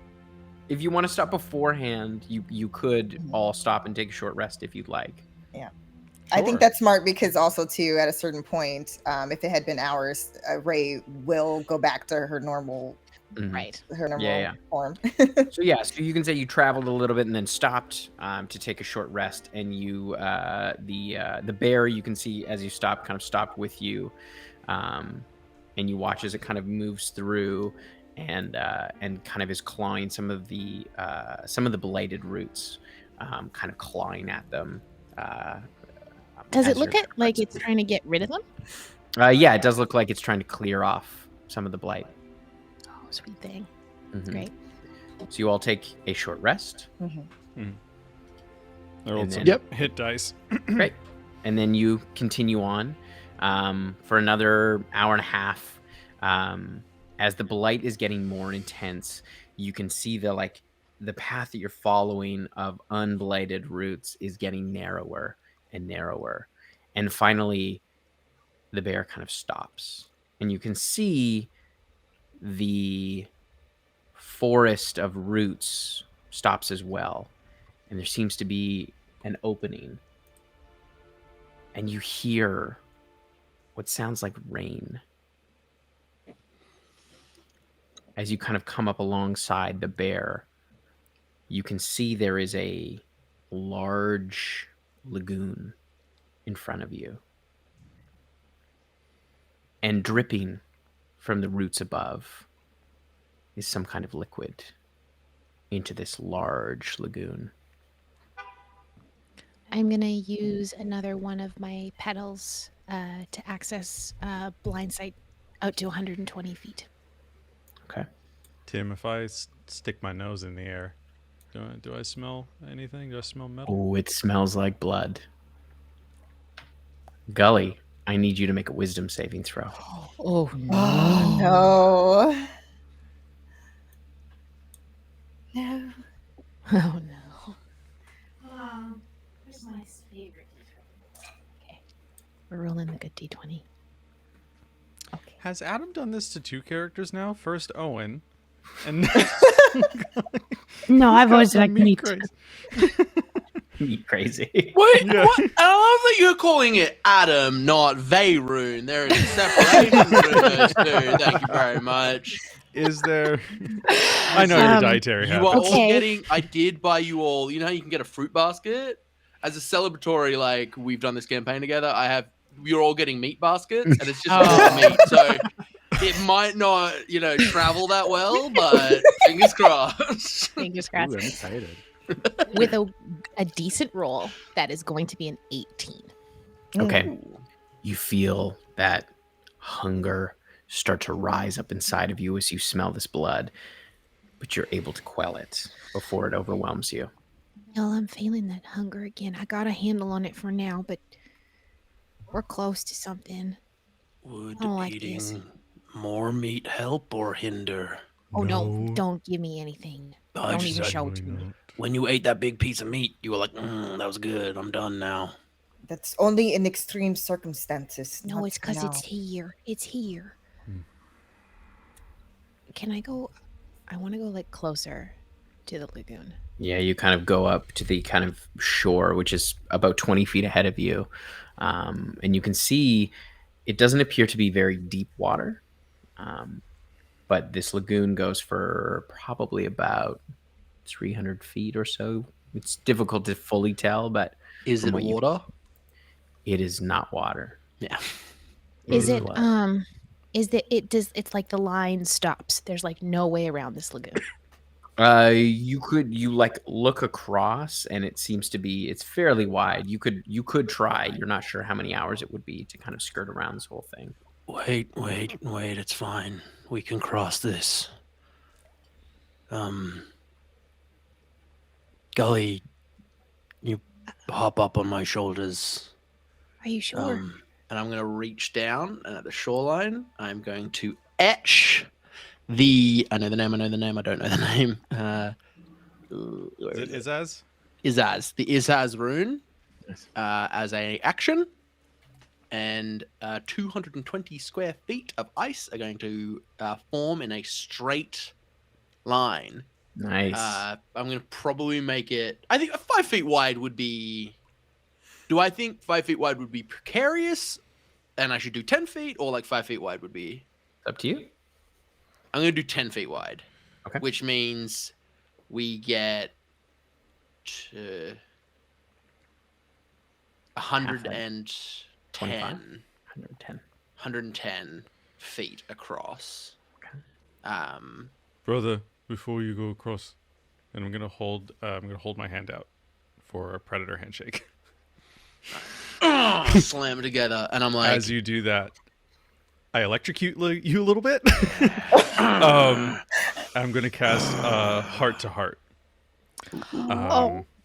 Two hearts. family. What does that do? What is heart to heart? That's dope. For the as hell. duration, you and a creature you touch remain stable and unconscious. If one of you is reduced to 0 hit points while the other one has 1 or more hit points, you can touch a dying creature, it becomes stable. It basically, like, if I can bring you out of death. Nice. Dope. I make eye contact, and I go, brother. And then I am going Does to... it devolve into like gurs? Owen again goes, oh my gosh. And then Ray's gonna look up at Owen. And then gonna try to do use her little finger to I'm going to go, sorry, Gully, can you get up on Nafir? I'm going to have a different job. And I'm going to clank my spear on the ground, which splits into 2, and they fall into my hand. 2 long skis, which I will place on the ground. Yes. And I'm going to help Ray step into the skis, and I'm going to give her a rope, and I'm basically going to have Ray basically in like a ski sled, and I'm going to drag Ray across the ice, because I know that Ray has a hard time with ice. yeah, because I got 4 Oh, yeah, it's a legs. nightmare. No big deal. We've all seen what deer do on ice. We've all been up there. Did you need a ride, Gully? Thank you. Yes, please. Oh, bend down to give you a piggyback ride. Ellie's so light. Yeah, I imagine it feels like one single leaf. And you're realizing now why I decided on 10 feet across, because skis go. So I was like, let's give us a buffer zone. Owen kind of climbs over and looks at you, Franklin. May I? It would be my pleasure. Yeah, step on your shoulder. Just in between my horns. I live for this party dynamic. I live for it so much. I do not suffer from difficult terrain on ice, but I'm assuming everyone else does. We'll So say with the I will skis, take my time doesn't to matter. help Ray kind of cross. Growing up in Alright. the tundra, do I have maybe a little bit of an easier time? Yeah, make I do hate water, yeah. Make you are there. So I would say, make a survival check at advantage for me. It does say the ice-filled squares are difficult terrain, and the difficulty of the dexterity checks in the area do increase. Oh no, so like any like acrobatic, and if someone tries to do a standing backflip, the DC is increased by 5. Dang, that was my next move. Because any Gully. dexterity acrobatics checks, the DC is increased by 5. I got a 18 survival. Yeah, you're able to move across this ice. It's your brother's ice. You're familiar with it. Thank I'm a you, little Brandon. shaky, but I'm not Yeah. not all fours. Cody, you Oh, might yeah. know because you use this as well.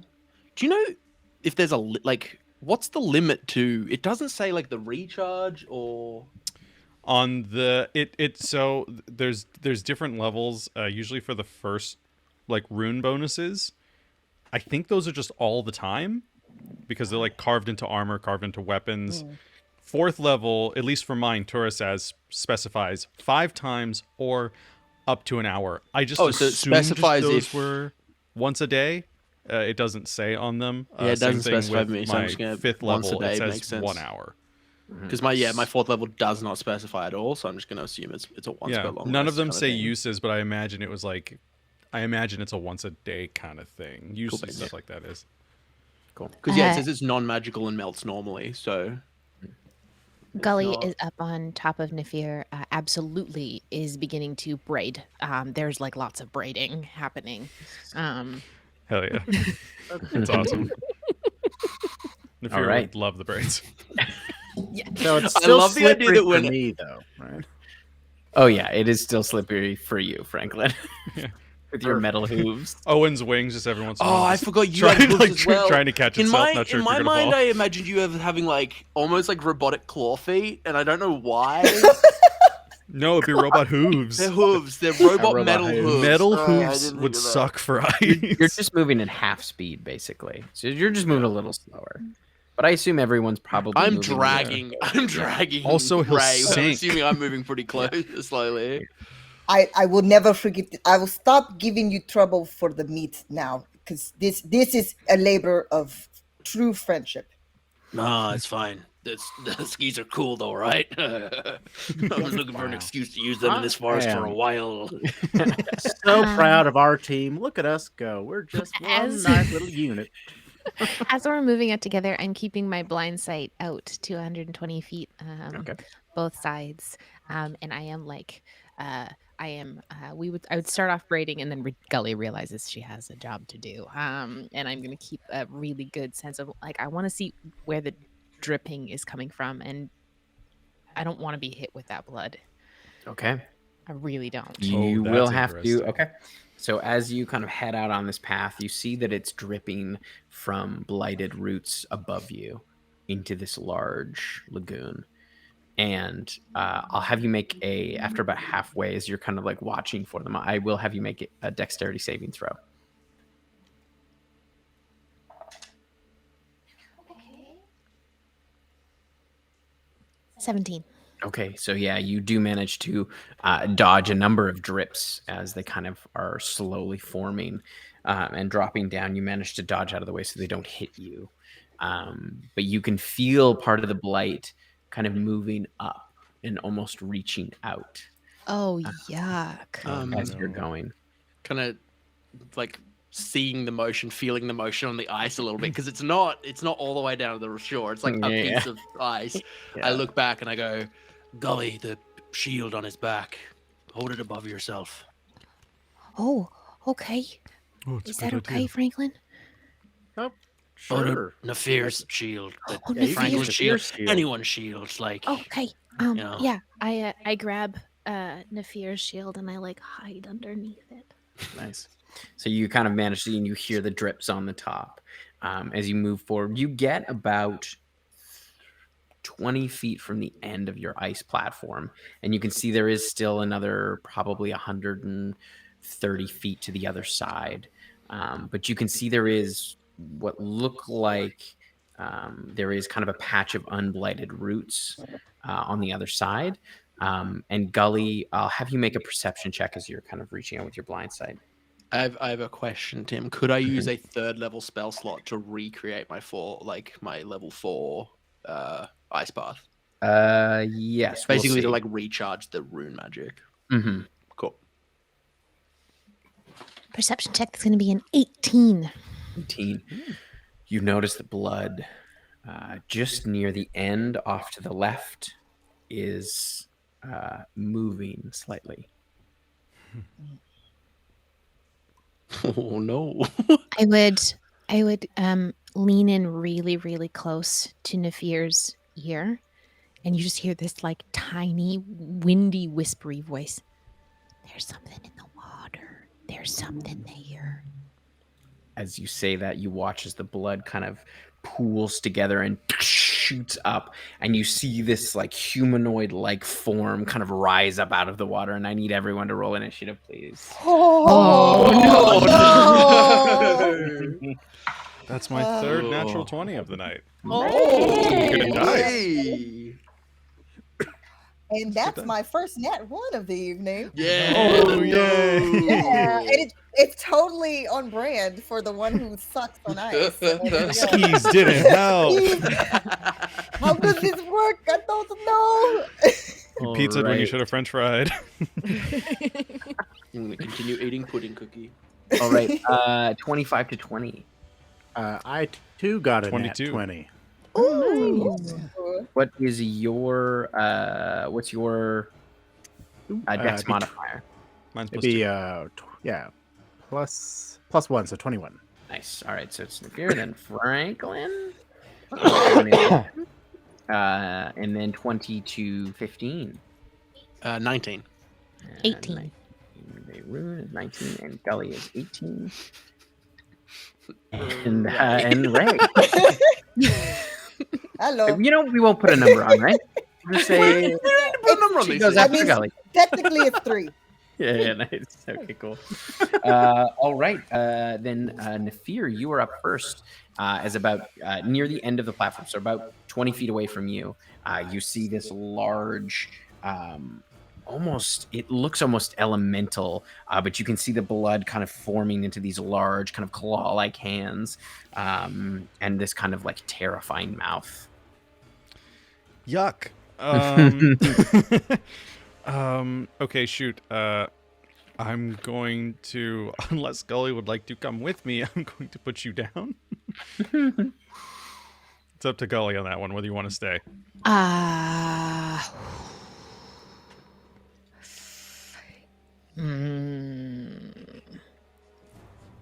far away from me is it? 20 feet. Okay. Close. Yeah, I'll be put down. Okay, I'll bend down, put Gully down. Taking just my hammer, I'll run up and I'll double hand. I'll try to whack it if in anything that's close to me. Yeah. All right. So you kind of stand on the edge of the ice as you swing out. You feel the whole thing kind of like move and shift. The whole like you haven't done the other half of the path yet. So the path kind of ends. Yeah. All right. So make your attack. The blood elemental. Okay. Yuck. I'm sorry, Tim. One more time for the folks at home. It's a blood elemental. This one's from the Creature Codex. Doesn't have to be. I'm gonna roll twice. 20 to hit and a more 23 to hit. Yeah, those both hit. Awesome. I'm going to. How many spell slots do I have? Not many. I'm going to level 1 smite and level 2 smite. Nice. Yep, smite. So that's 8 more d8, 2d10, 4, and a 10. 14, so 24 for hammer damage. Hammer damage. Love a bit of hammer damage. Oh, hammer damage. And then, yuck, 1, 6. Better. 11, 19, 23 on smite damage. Nice. 57 all up, or 47 all up. Not too shabby. Not too Right. Love a paladin hit. Hammer just bludgeons and this spray of blood shoots out as you like swing through this thing. And you watch as the blood kind of moves and reforms its like center mass. All right, it is Franklin's turn. Oh man, I feel like this is another one of them freeze things. Maybe we can freeze this thing to death. Well, but I can't do anything like that. How am I in front of? I'm behind Nafir. Yes, you're behind. He's run up ahead. Is there a way that I can get a little bit in front of him and then try to shine some Yeah. light at it with my? Yeah, Is for it- sure. Is there light down here? There is a little bit of light. Yeah, you can try to time it with one of those like bioluminescent pulses. They are still in the roof here. Okay, so I'm gonna run up in front of Nafir and then try to shine some light at it with my fancy shield. Fancy shield. Are you Faint gonna man do? dragon Are you gonna shield. activate the shield like one of its? Yeah, I want to activate it and get Perfect. some to try to freeze it as best as I can, even though I Okay, can't yeah. really control it. Yeah. Dope. Perfect. I think Okay. you just activate it. I have to look at the. Yeah, I forgot. What kind of shield did you get? I don't think I ever looked at it. That's a dragon scale shield. Oh yeah, Yeah. Yeah, and it like It's so Yeah. pretty. as soon as I can activate it, I just have to roll a d6 to see which Right. type of light shines at it. Yeah, perfect. So roll that d6. Oh, like a chromatic. Ah, Yeah, cool. Brushed up chromatic scales. Here we That's come cool. too. Sick. That's what we need. All right, it's 6. So it's shadow. So okay. the target takes 4d6 necrotic damage, and its strength score is reduced by 1d4 on a failed Ooh. save. That's not nothing. That That's is so dope. Okay, so how do I fully do this? All right, so I will make the save. It is a what's the save? I think it's a DC 15. It should say in the description. The target takes 46 points, and the strength score is on a successful. Yeah. Oh man, I'm trying to read where this is. Target dies. Should be in the top part of it. Oh, the above top part. Yeah, that's Yeah. DC 17. 17. Okay. Cool. Woo! And it is a con save or is it a wisdom save? Dexterity saving. Dexterity. Perfect. Oh, wow. Dang. Well, that's Alright. not dexterous. That is only a 10. Yay! So roll that damage That's dope. and roll the d4. All right. 7, 8, 9 with the d6s, and then with Right. the d4. 3. Nice. Okay, so you watch as like Well the done. necrotic damage kind of reaches out, and you watch as some of the blood kind of turns this like sickly black color, and it like it almost seems to like drain out of it as it like its form gets noticeably thinner. The necrotic damage doesn't seem to have as much of a punch as you would have hoped, but it definitely the mass of this creature has shrunk, so its strength has gone down by 3, which is not nothing. All right. Is there anything else you'd like to do on your turn? Your bonus action? I'm just gonna like put my shield in front of Nafir as well, just in case this blood thing tries to attack. He's like, "Oh, this thing's all wriggly. It's moving all sexual. It's kind of weird. I don't like it." That is Alright. not the sense I got from it. But Yeah, okay. no, Why- Why is it? Why it's moving like? Like it's like creeping me very out. much. It is now the elemental's turn. It is going to use its blood drain ability, Doesn't have to. and it's going to do it on both of you. We'll say it's not draining your blood, but your like life essence, Franklin. So I'll have you, Franklin, and Nafir make Constitution saving throws for me. WD-40. Yeah, it's his Yeah. oil. It's his oil. Clean your oil out. It's a con save? If it Yes, succeeds, con the red blood just becomes a little darker as, little like, brown, as the yeah. oil goes through it. It's an 18. 18. Okay, that's a success. You'll take half damage. Hey. Oh no, I don't think you. Or is No, it? Or you- do you resist it? Save your suck. Yeah, no, you don't take any damage. All right, and I got a 22. Nice, you both like. So you feel this kind of like No pull, blood. and you feel Oh. your veins kind of Oh, pulse. gross. But you manage to kind of like push it away, and it does not seem to be able to draw any blood from either of you, unfortunately. That's good. All right, it is now Veyrune's turn. Oh, damn it. Okay. Okay.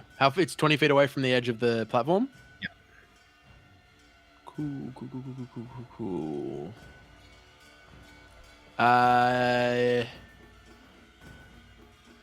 Yeah, sorry. I am tossing up 2 options. So much magic, so little time. Yeah, I am going to, like, my claws gonna out of my hand. I'm gonna scratch down the ice at my feet, and then I'm gonna throw it up in the air. And as it goes up in the air, a cloud of freezing fog kind of billows out. I'm gonna have the edge of the freezing fog be the very edge of the platform. Nice. And it is going to be a 20-foot radius sphere. Okay. That's freeze blood, not freezing fog. 20-foot radius sphere, so it'll be dead in the middle of this radius. And things happen On its turn. on its turn. Okay. So yeah, it's freezing cold in a 20-foot radius sphere as the fog Nice. kind of lands, and that is my. Oh, and I will actually attempt to do stuff with it. So I need Do to stuff. DC Do 13. stuff. We're fine, and let's have a look at. We're all D10, and let's see if we get a 7, because we seem to get 7s a lot. We got 2. Treat your spell as if it was cast with a spell slot 1 level higher. I don't think that has an Spicy, effect. spicy. No, it does. The damage is increased. Huzzah! Nice. So on its turn, the damage will be increased. So it is a 4th level freezing fog using a 3rd level spell slot. All right. It is Gully's turn. Okay. We're gonna do something that Gully doesn't do very often, which is cast Eldritch Blast. Yeah. So that I am going to do that. So I'm gonna fire 2 kind of golden Eldritch Blasts, the same kind of sparkly gold that Gully's non-blighted eye is out towards the creature. And Gully still has blind sight, right? I do. Cool. So the heavily obscured area that I just created doesn't affect. Doesn't them. affect you. Okay, cool. Because for a second there, I was like, "Oop, I've messed up the range character." No, and when you can be the judge of this, Tim.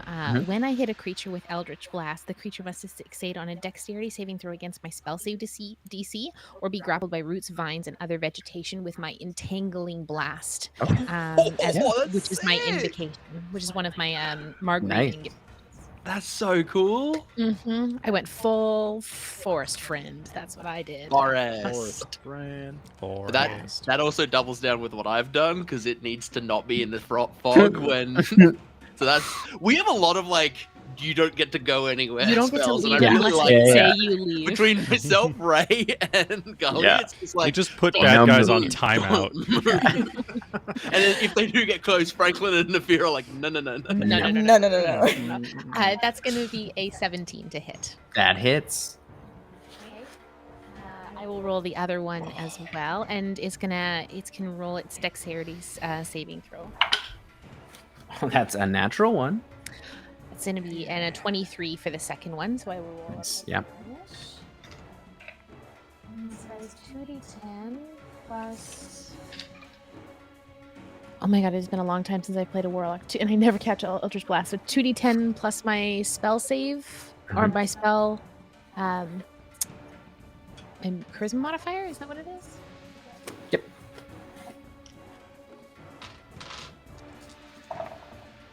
That is going to be 6 plus 3. Is it plus 5 each time on each hit? Yeah, I Adam? think so. Yep. You play a warlock all the time. Is it sorry, plus what? 5? Yeah, when every time you hit with a beam. Because Okay. it'd be plus 10 for if both hit. Oh, okay. Oh, it's actually plus 4, so it's going to be plus 8. So that is going to be 17 points of Eldritch Blast damage, and it is grappled. So you watch as the blighted vines from up above, the roots kind of pull down from the ceiling, covered in blood. You watch as they wrap around this creature, and as they squeeze, you watch as the creature's form, it kind of passes through as it its liquid form is unable to be grappled. As the vines come. Well, we tried. Gross. But yeah, and that is my action, and then I don't think there's anything I can do as a bonus action. For my movement, I am going to I'm gonna kind of move to the other side of the ice, so I'm not on the side where the blood elemental is. Okay. Because I rather would not get hit by this blood. All right. Fair. Really rather So, not. as you're standing on the other side, you watch and you hear actually a kind of splash as on either side behind you. You watch as these forms kind of push themselves up onto the side, almost like more coagulated blood. You can see there's bits of like remnants of armor kind of clinging to this like coagulated blood as two creatures come up on either side. One is going to attack you, Ray, and Veyroon, you held back as well, right? I'm on the platform. Yeah. Yeah. So it's going to come up on either side and attack. One's going to attack you, Veyroon. One's going to attack you, Ray. So we'll start with Ray as these two blood zombies come out. Nice. Blobby. Tim, Not a nobody's zombie. No big deal. These Zombie, blombies out of Tim. here. Blombies. So Ew. Ray, the slam attack. Ooh, that's a natural 20. Oh no. Okay. Yeah. All right. No clerics. That is Sorry, y'all can't cancel 13 that one. points of bludgeoning damage and 6 points of necrotic damage. How much? I'm so sorry. 13 points of bludgeoning damage 15. Okay. and 9 points of necrotic damage. Ooh. Ow. And You know you we're watch level as 5, it like right, Tim? hits you. The like blood kind of zaps out. You watch as it kind of like seeps into the creature. And one's gonna attack you, Veyroon. And that is that's only a 14. Does not hit. Does not hit. So yeah, you managed to kind of dodge out of the way as it's slow, kind of. Amazing. It doesn't manage to hit you, and it is now Ray's turn. Ray's gonna do something very risky. You'll see where she takes her spear, and it seems like it's now kind of illuminating like this dim, warm light around it.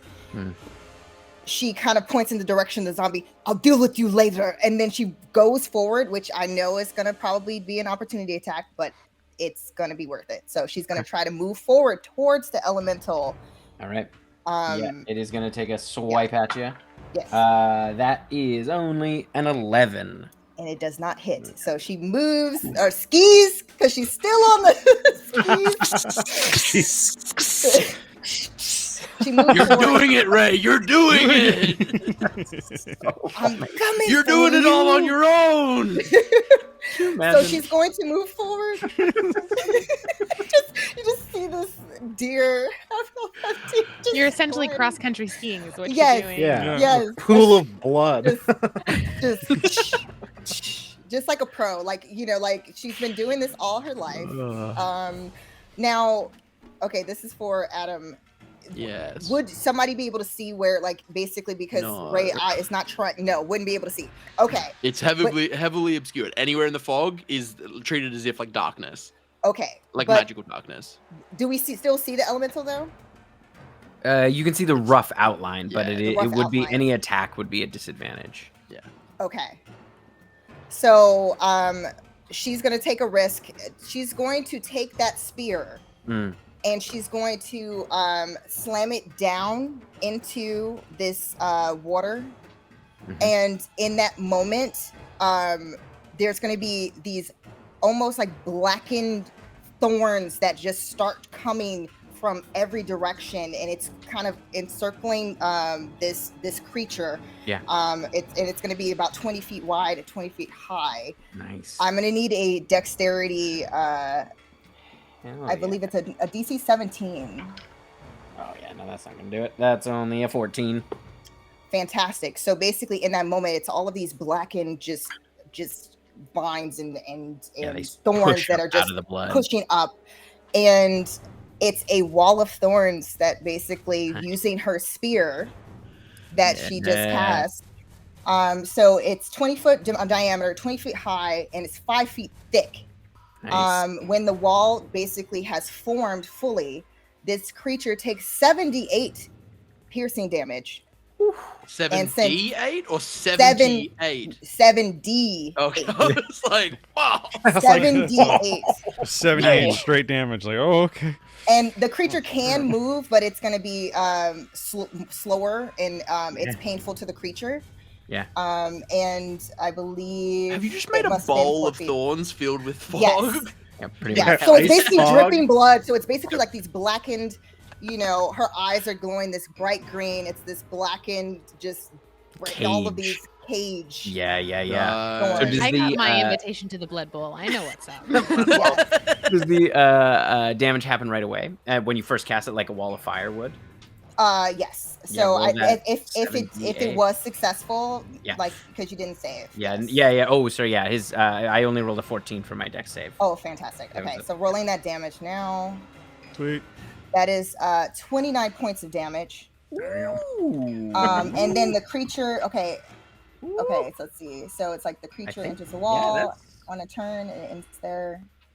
So you watch Yes. as that comes up. How do you want to finish this thing off? That is enough to. Oh my god. Let's go. So basically Ray, with that determination, like, I'll get to you later, and then she moves forward, and when she does plunge that, and that cage forms, it almost as if it's literally kind of if you've seen those movies where the walls cave in, it's almost like it's basically crushing, trying to crush this thing in place, and just squeezing its life. Yeah, it essentially like pops. You watch as like you hear this kind of like almost like a water balloon popping as the blood kind of spurts out inside of this cage, and then you watch as it just like drips down the outside of this thorny cage. And she lifts her spear, and then almost like slashing it down with any bits of the blood that basically might have touched it. Yeah. This is what you get for hurting my friends. Nice. Ray's All so right. badass and We are cool. back to the top of the order for Nafir. You have heard these two other creatures and you felt the ice kind of shift as these two other creatures appeared behind you. Yeah, okay, then I'm gonna spin around and try to hit. Are they both next to each other? Yes, yeah, they're kind of on either side. You would be able to kind of stand in between them and hit both of them, like if you hit one and then the other if you wanted to. Sure, okay, I'll focus on... Has anyone hit any of them? Have No. they taken any damage? Okay, then I'm going to just do two attacks on one and see if I can Nice. swing in. And, So I want to send it flying back into the lake, maybe. I don't know if this affects you, but they are undead. If you I don't know if smite you do- Cody, you do an additional d8 smite damage. Ooh. I don't have that many spell slots left. I think I'm gonna stick. No worries. So I'm just gonna do two. Yeah. 24 and another 20. Yeah, those both hit for sure. Sweet. I'll be two-handing. So. They're Five. fairly slow, these things. They're like a mass of coagulated blood. It's pretty gnarly. Yuck. Yuck. You know what I like about Cody is that we made an RP choice to have Gully hold the shield over their head, and Cody has taken that and been like, I'm two-handing my weapon. I don't have my shield anymore, and that's well done, Cody. Like, I would have missed that detail, and you're on the you. ball. Thank you, because it does a D10 instead. We The here power- from Blackwater D&D are committed to our role play, especially when it makes the mechanics kiss. Yes. Yes, love that. Especially when you can power game. 14 raw hammer. Right? Love raw hammers. Yeah, because there's a one. No. If you cook 15 your plus hammer, 5. you're a crazy person.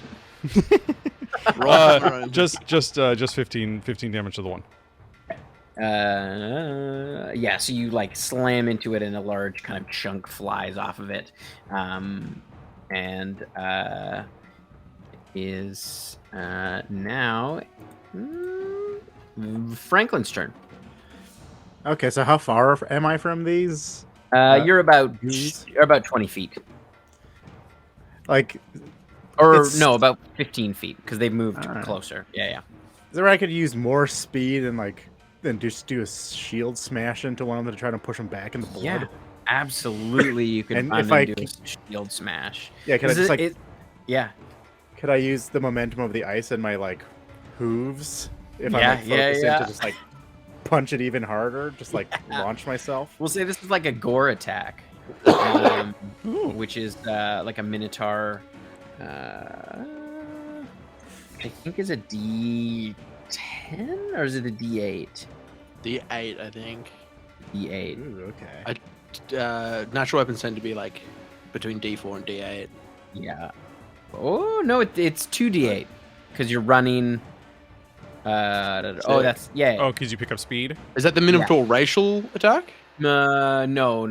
That's the that is the monster attack. But yeah, so we'll say 1d8 as you charge towards it Okay.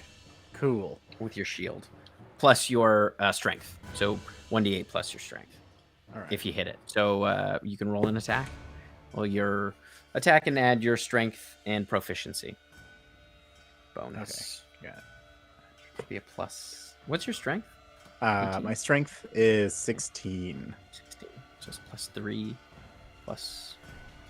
It's probably plus 6 all up. Right? All right, so I rolled a 12. So yeah, that hits. Their AC is only sick. 10. So it would be 12 plus 6. So yeah, 18. So Okay, yeah, so- you run full tilt and slam into that thing. Roll that damage. All right. Okay, it did. I was I pressed it, but I don't see it. I don't think it's coming. All right.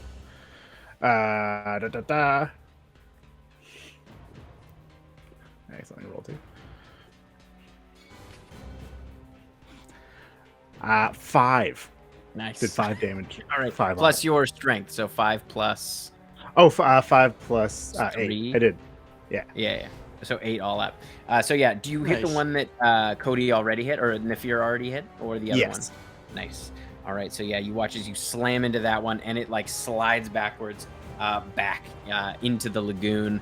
You can see it doesn't fully submerge. You can see it's kind of sticking out a little bit, but it is prone in the lagoon. And you kind of knock another large chunk of blood off of it. It is now Veyrune's turn. I'm going to stop concentrating on this fog because nothing's in it anymore. I'm going to give us space to move if we need to. I am going to bonus action. This is a lot of sorcery stuff I'm doing. Bonus action. I'm going to spend all 5 of my sorcery points to regain a 3rd level spell slot. I will then use that 3rd level spell slot to carve my Izaz rune into the ice in front of me to create another 110 feet. And you said 130, right? Yes. So right at the end, it gets 5 feet wide, and I make it 130 feet long. Just at the end, it's a little thinner. And I am gonna spending that 3rd level spell slot try and tap into this later, see if we get anything good. I got exactly 13. Holy moly! It was real close to being bad. Ooh! I rolled a 10. I can either roll twice on the strong leyline table, or I can roll once on the Titanic leyline table. Oh, I mean, And there are 2 things that are positive that'll come out of it on the strong, and I haven't read the Titanic leyline table. I mean, so what I'm gonna do you have to. is I'm gonna roll on the Titanic table. Yeah. I think you have to. Wait, but Cast Titanic fireball and where you're ice. standing. Titanic ice. If Titanic. your Yeah. spell Yeah. affects an area, so I rolled a 2. If your spell affects an area, double the area's size. So I write the rune, and the bridge comes out, and then goes and widens, and displaces a bunch of blood and thick, almost without realizing how much I've put into this. The bridge is the bridge that we're on is thin, and then goes like this now. I and takes love us all this the way as an across. alternative to wild magic. I Oh, love Yeah, it ley line wow. magic is cool. much. Ley line magic is very, very cool. Just make like a Very ley cool line Makes a sorcerer. really cool That's what I want mechanic, now. Yeah. Honestly, Yeah. Very cool. honestly, well, like Kobold Press. Let's talk about a ley line sorcerer. I'm, I got a ley line. I'm already workshopping it over here. You and me, the ley line? Hey. Me, you, me. Sweet. Yeah. All right. And that is your turn. Gully, you're up next. So there's 2 of them. Two of them.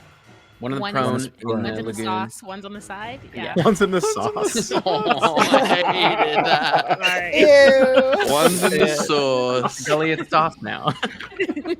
Oh, is that how now no, you it eat is. meat, you It's see sauce sauce? to gully. Oh. I mean, in Oh, fairness, just Ray bag did the just make a sauce. big bowl of cold blood soup. So That is true. No. As the blood bowl and the sauce. Oh, wow. I love this campaign so much. I am going to fire one Eldritch Blast in each direction and attempt to entangle both of them. Sounds good. And there'll be it's a dexterity saving throw for each of them. Nice. So I think it's disadvantage on the one in the sauce because it is prone. And this is a ranged attack, but it'll have disadvantage on the. If you do hit, it'll have disadvantage on the grapple check. Okay, so That's I will safe. fire at the one not in the sauce first. So that is going to be a 24 to hit that. and I did chill this sauce down, so it is a lovely gazpacho of Ooh. blood. A lovely blood gazpacho. Okay. No. I rolled 2 11s, so that is going to be a 19 to hit. Nice. Oh yeah, that hits. This thing's AC is very low. They're zombies. Blood gazpacho. Ugh. So it's the one on the side. It is 9 points of damage, and the one in the sauce is 10 points of damage. All right. The one in the sauce, you watch as you like as it slams into it. You watch as it's like its form just. There's just kind of this splash as you like it just gets destroyed. Oh, gross. But the one on the Sauce. bridge, it's dex save. I rolled a 17 that it has -2 to dex, so it's a 15. Meets it beats. That's my spells. That's my spell. Okay. Yeah. So it just manages to like push off the as the vines come down. It just like kind of brushes them away and does not get grappled. It is now their turn. So that one is going to hit who's closest by because Ray ran. So it's probably you, Gully. Yeah, it's going to come up and try to get you. Okay. It's like kind of lumbers forward. Yucky. That is a 22 to hit. Oh boy, howdy. No. Yeah, and it slams you with its bloody hand. Oh no, it touched you with blood. It's saucy hand. It's Saucy. The saucy hand. Not the sauce. that is only 3 bludgeoning damage and 7 points of necrotic damage. I have the necrotic damage because of my star and shadow casting. Yeah. So that is down to 3, so 6 damage all up. Yep. And I will have you make another wisdom saving throw. No. Ooh. Oh, here we Yo. go. I was gonna I say read something the- else, but I said barf instead. Barf is good. I read the effects on the Titanic ley line table. It's dope. It's Yeah, dope. right? Yeah. That's very cool. Yeah. Wisdom saving throw. Here we go, pals. Does it have fireballs though? True. While magic, you can just blow up your own team. That's fun. That's exciting. That keeps you guessing. What was your wisdom save? 10. Okay. Oh no. You feel the hunger rise up in you, and the smell of blood around you is so overwhelming. You're gonna get lost in the sauce. You need. You are just consumed with thoughts of the sauce. Sauce it is thoughts. consuming you Oh right wow. Yep. now. Belly's all a little right. lost in the sauce. It is Ray's turn. Is it really my turn? Oh my gosh. Okay. And how because I move forward and this elemental is no more. But how with the distance? It's only about 10 About feet. 10 It's feet? all pretty close. Okay. And Yeah. turn around Your skis. Yeah, that's what I was trying to figure out. Literally, do I have to like roll for that? Like, roll for spinning on skis? So my thinking is the way like old skis were is you like. I think you wouldn't have been able to lock you into the skis. I think you were standing on the skis while he pulled you. Yeah. So like, I don't think there was any way to like lock both pairs of hooves into Yeah. skis. Okay. You're just standing on them. So yeah, you Okay. kind of walk off the skis to turn around. We have abandoned the skis. Great, fantastic. I'm going to move forward, and I'm going to using two-handed just try to thrust this thing through its head, like like basically upward thrust. Heck yeah. I'm like, does it have a head? Like, how does this work? It does kind of have a head. like You can only tell because there's like bits of metal, like armor, kind of framing it. Ooh, okay. That was a 22. Mhm. Does that? I'm assuming that hit. Oh Hopefully. yeah, that hits. Yeah. Like hopefully. Okay, and then that's going to be 6 points of piercing damage. Nice. So yeah, as you kind of spear through it, you take a chunk of that like coagulated blood with it as it kind of rears back. It is Nefir's turn. Oh, I will do one other thing. Right. After that happens, almost like in tandem, there will be another set of thorns, but not as thick and not as cool as what the others had just seen. But these look normal, and they're just kind of wrapping and trying to grasp at this thing. She's casting Hobble. Nice. So that way it has to succeed on the dexterity saving throw first, or its speed is halved. That is only a 16. Oh, it does pass. So Okay.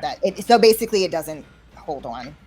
Yeah, just like it doesn't seem to find Doesn't like grasp. Yeah, it doesn't quite grasp. Great. Now it is Nefir's turn. Back to the top of the order. I'm gonna go to the one that's in the sauce and play whack-a-mole. That one is toast. That one It's is done. It's done. Oh, great. Then the other Yeah. one, I'm gonna boop it on the head. Sauce all Boop it over on the me. snoot. It's gonna get a head boot. For a Just like Gallagher. Just like- 24. Yeah. 24 and a 25. yeah, absolutely. That's it. Lovely. 6 plus 6. Okay. 12 plus 10, 22. Bump. Nice. How do you want to finish this one off? Oh, just watermelon. Yeah. Just right on top of it. Sledgehammer. Just Oh, no, it's flashes there. across all of you. This like horrible kind of thick blood, and like you see Owen kind of gets some, and he's like, He's kind of Yeah, out. Gully just like.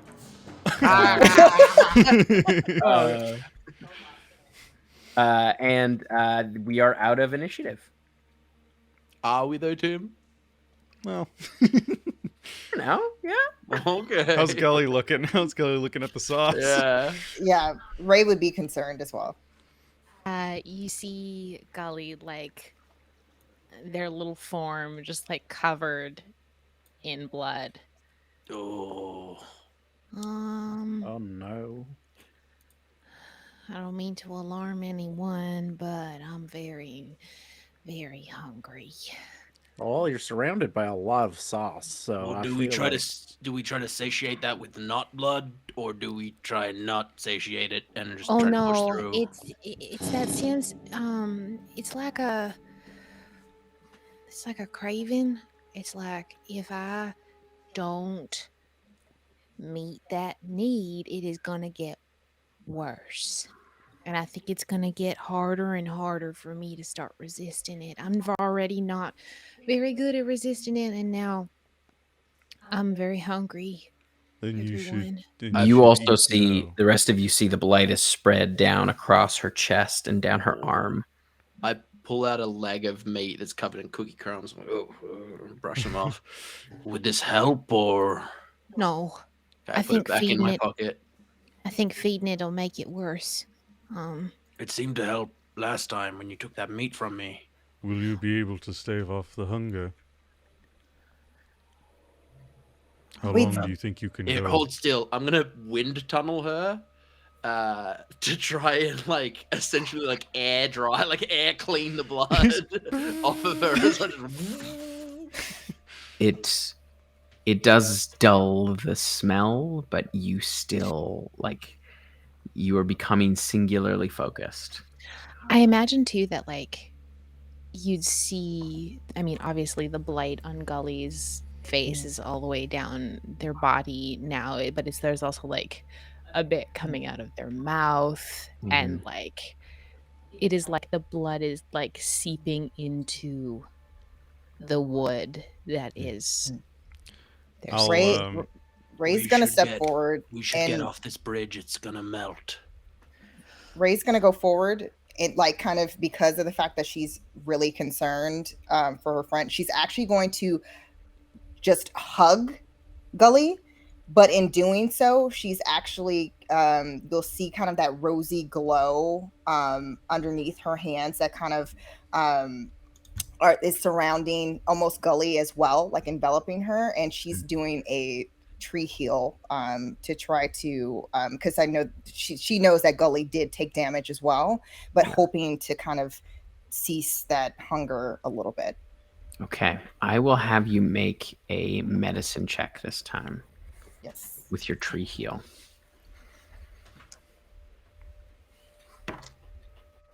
Ooh, okay, that's gonna be a 19. 19. medicine. Okay. Yes. So as you kind of hold her close and that kind of golden energy kind of radiates out, Gully, you feel that hunger abate. You manage to start to get a handle on it. I will have you make another wisdom saving throw at advantage this time. Oh boy. And she Okay, would well- regain 1d4 hit points as Okay. well. This dice is going to jail now. Oh no. So that's 3 points of healing. Thank you. Okay, here we go. Here we go. Here we go. Here we go. At advantage. Where's the other one? Here it is.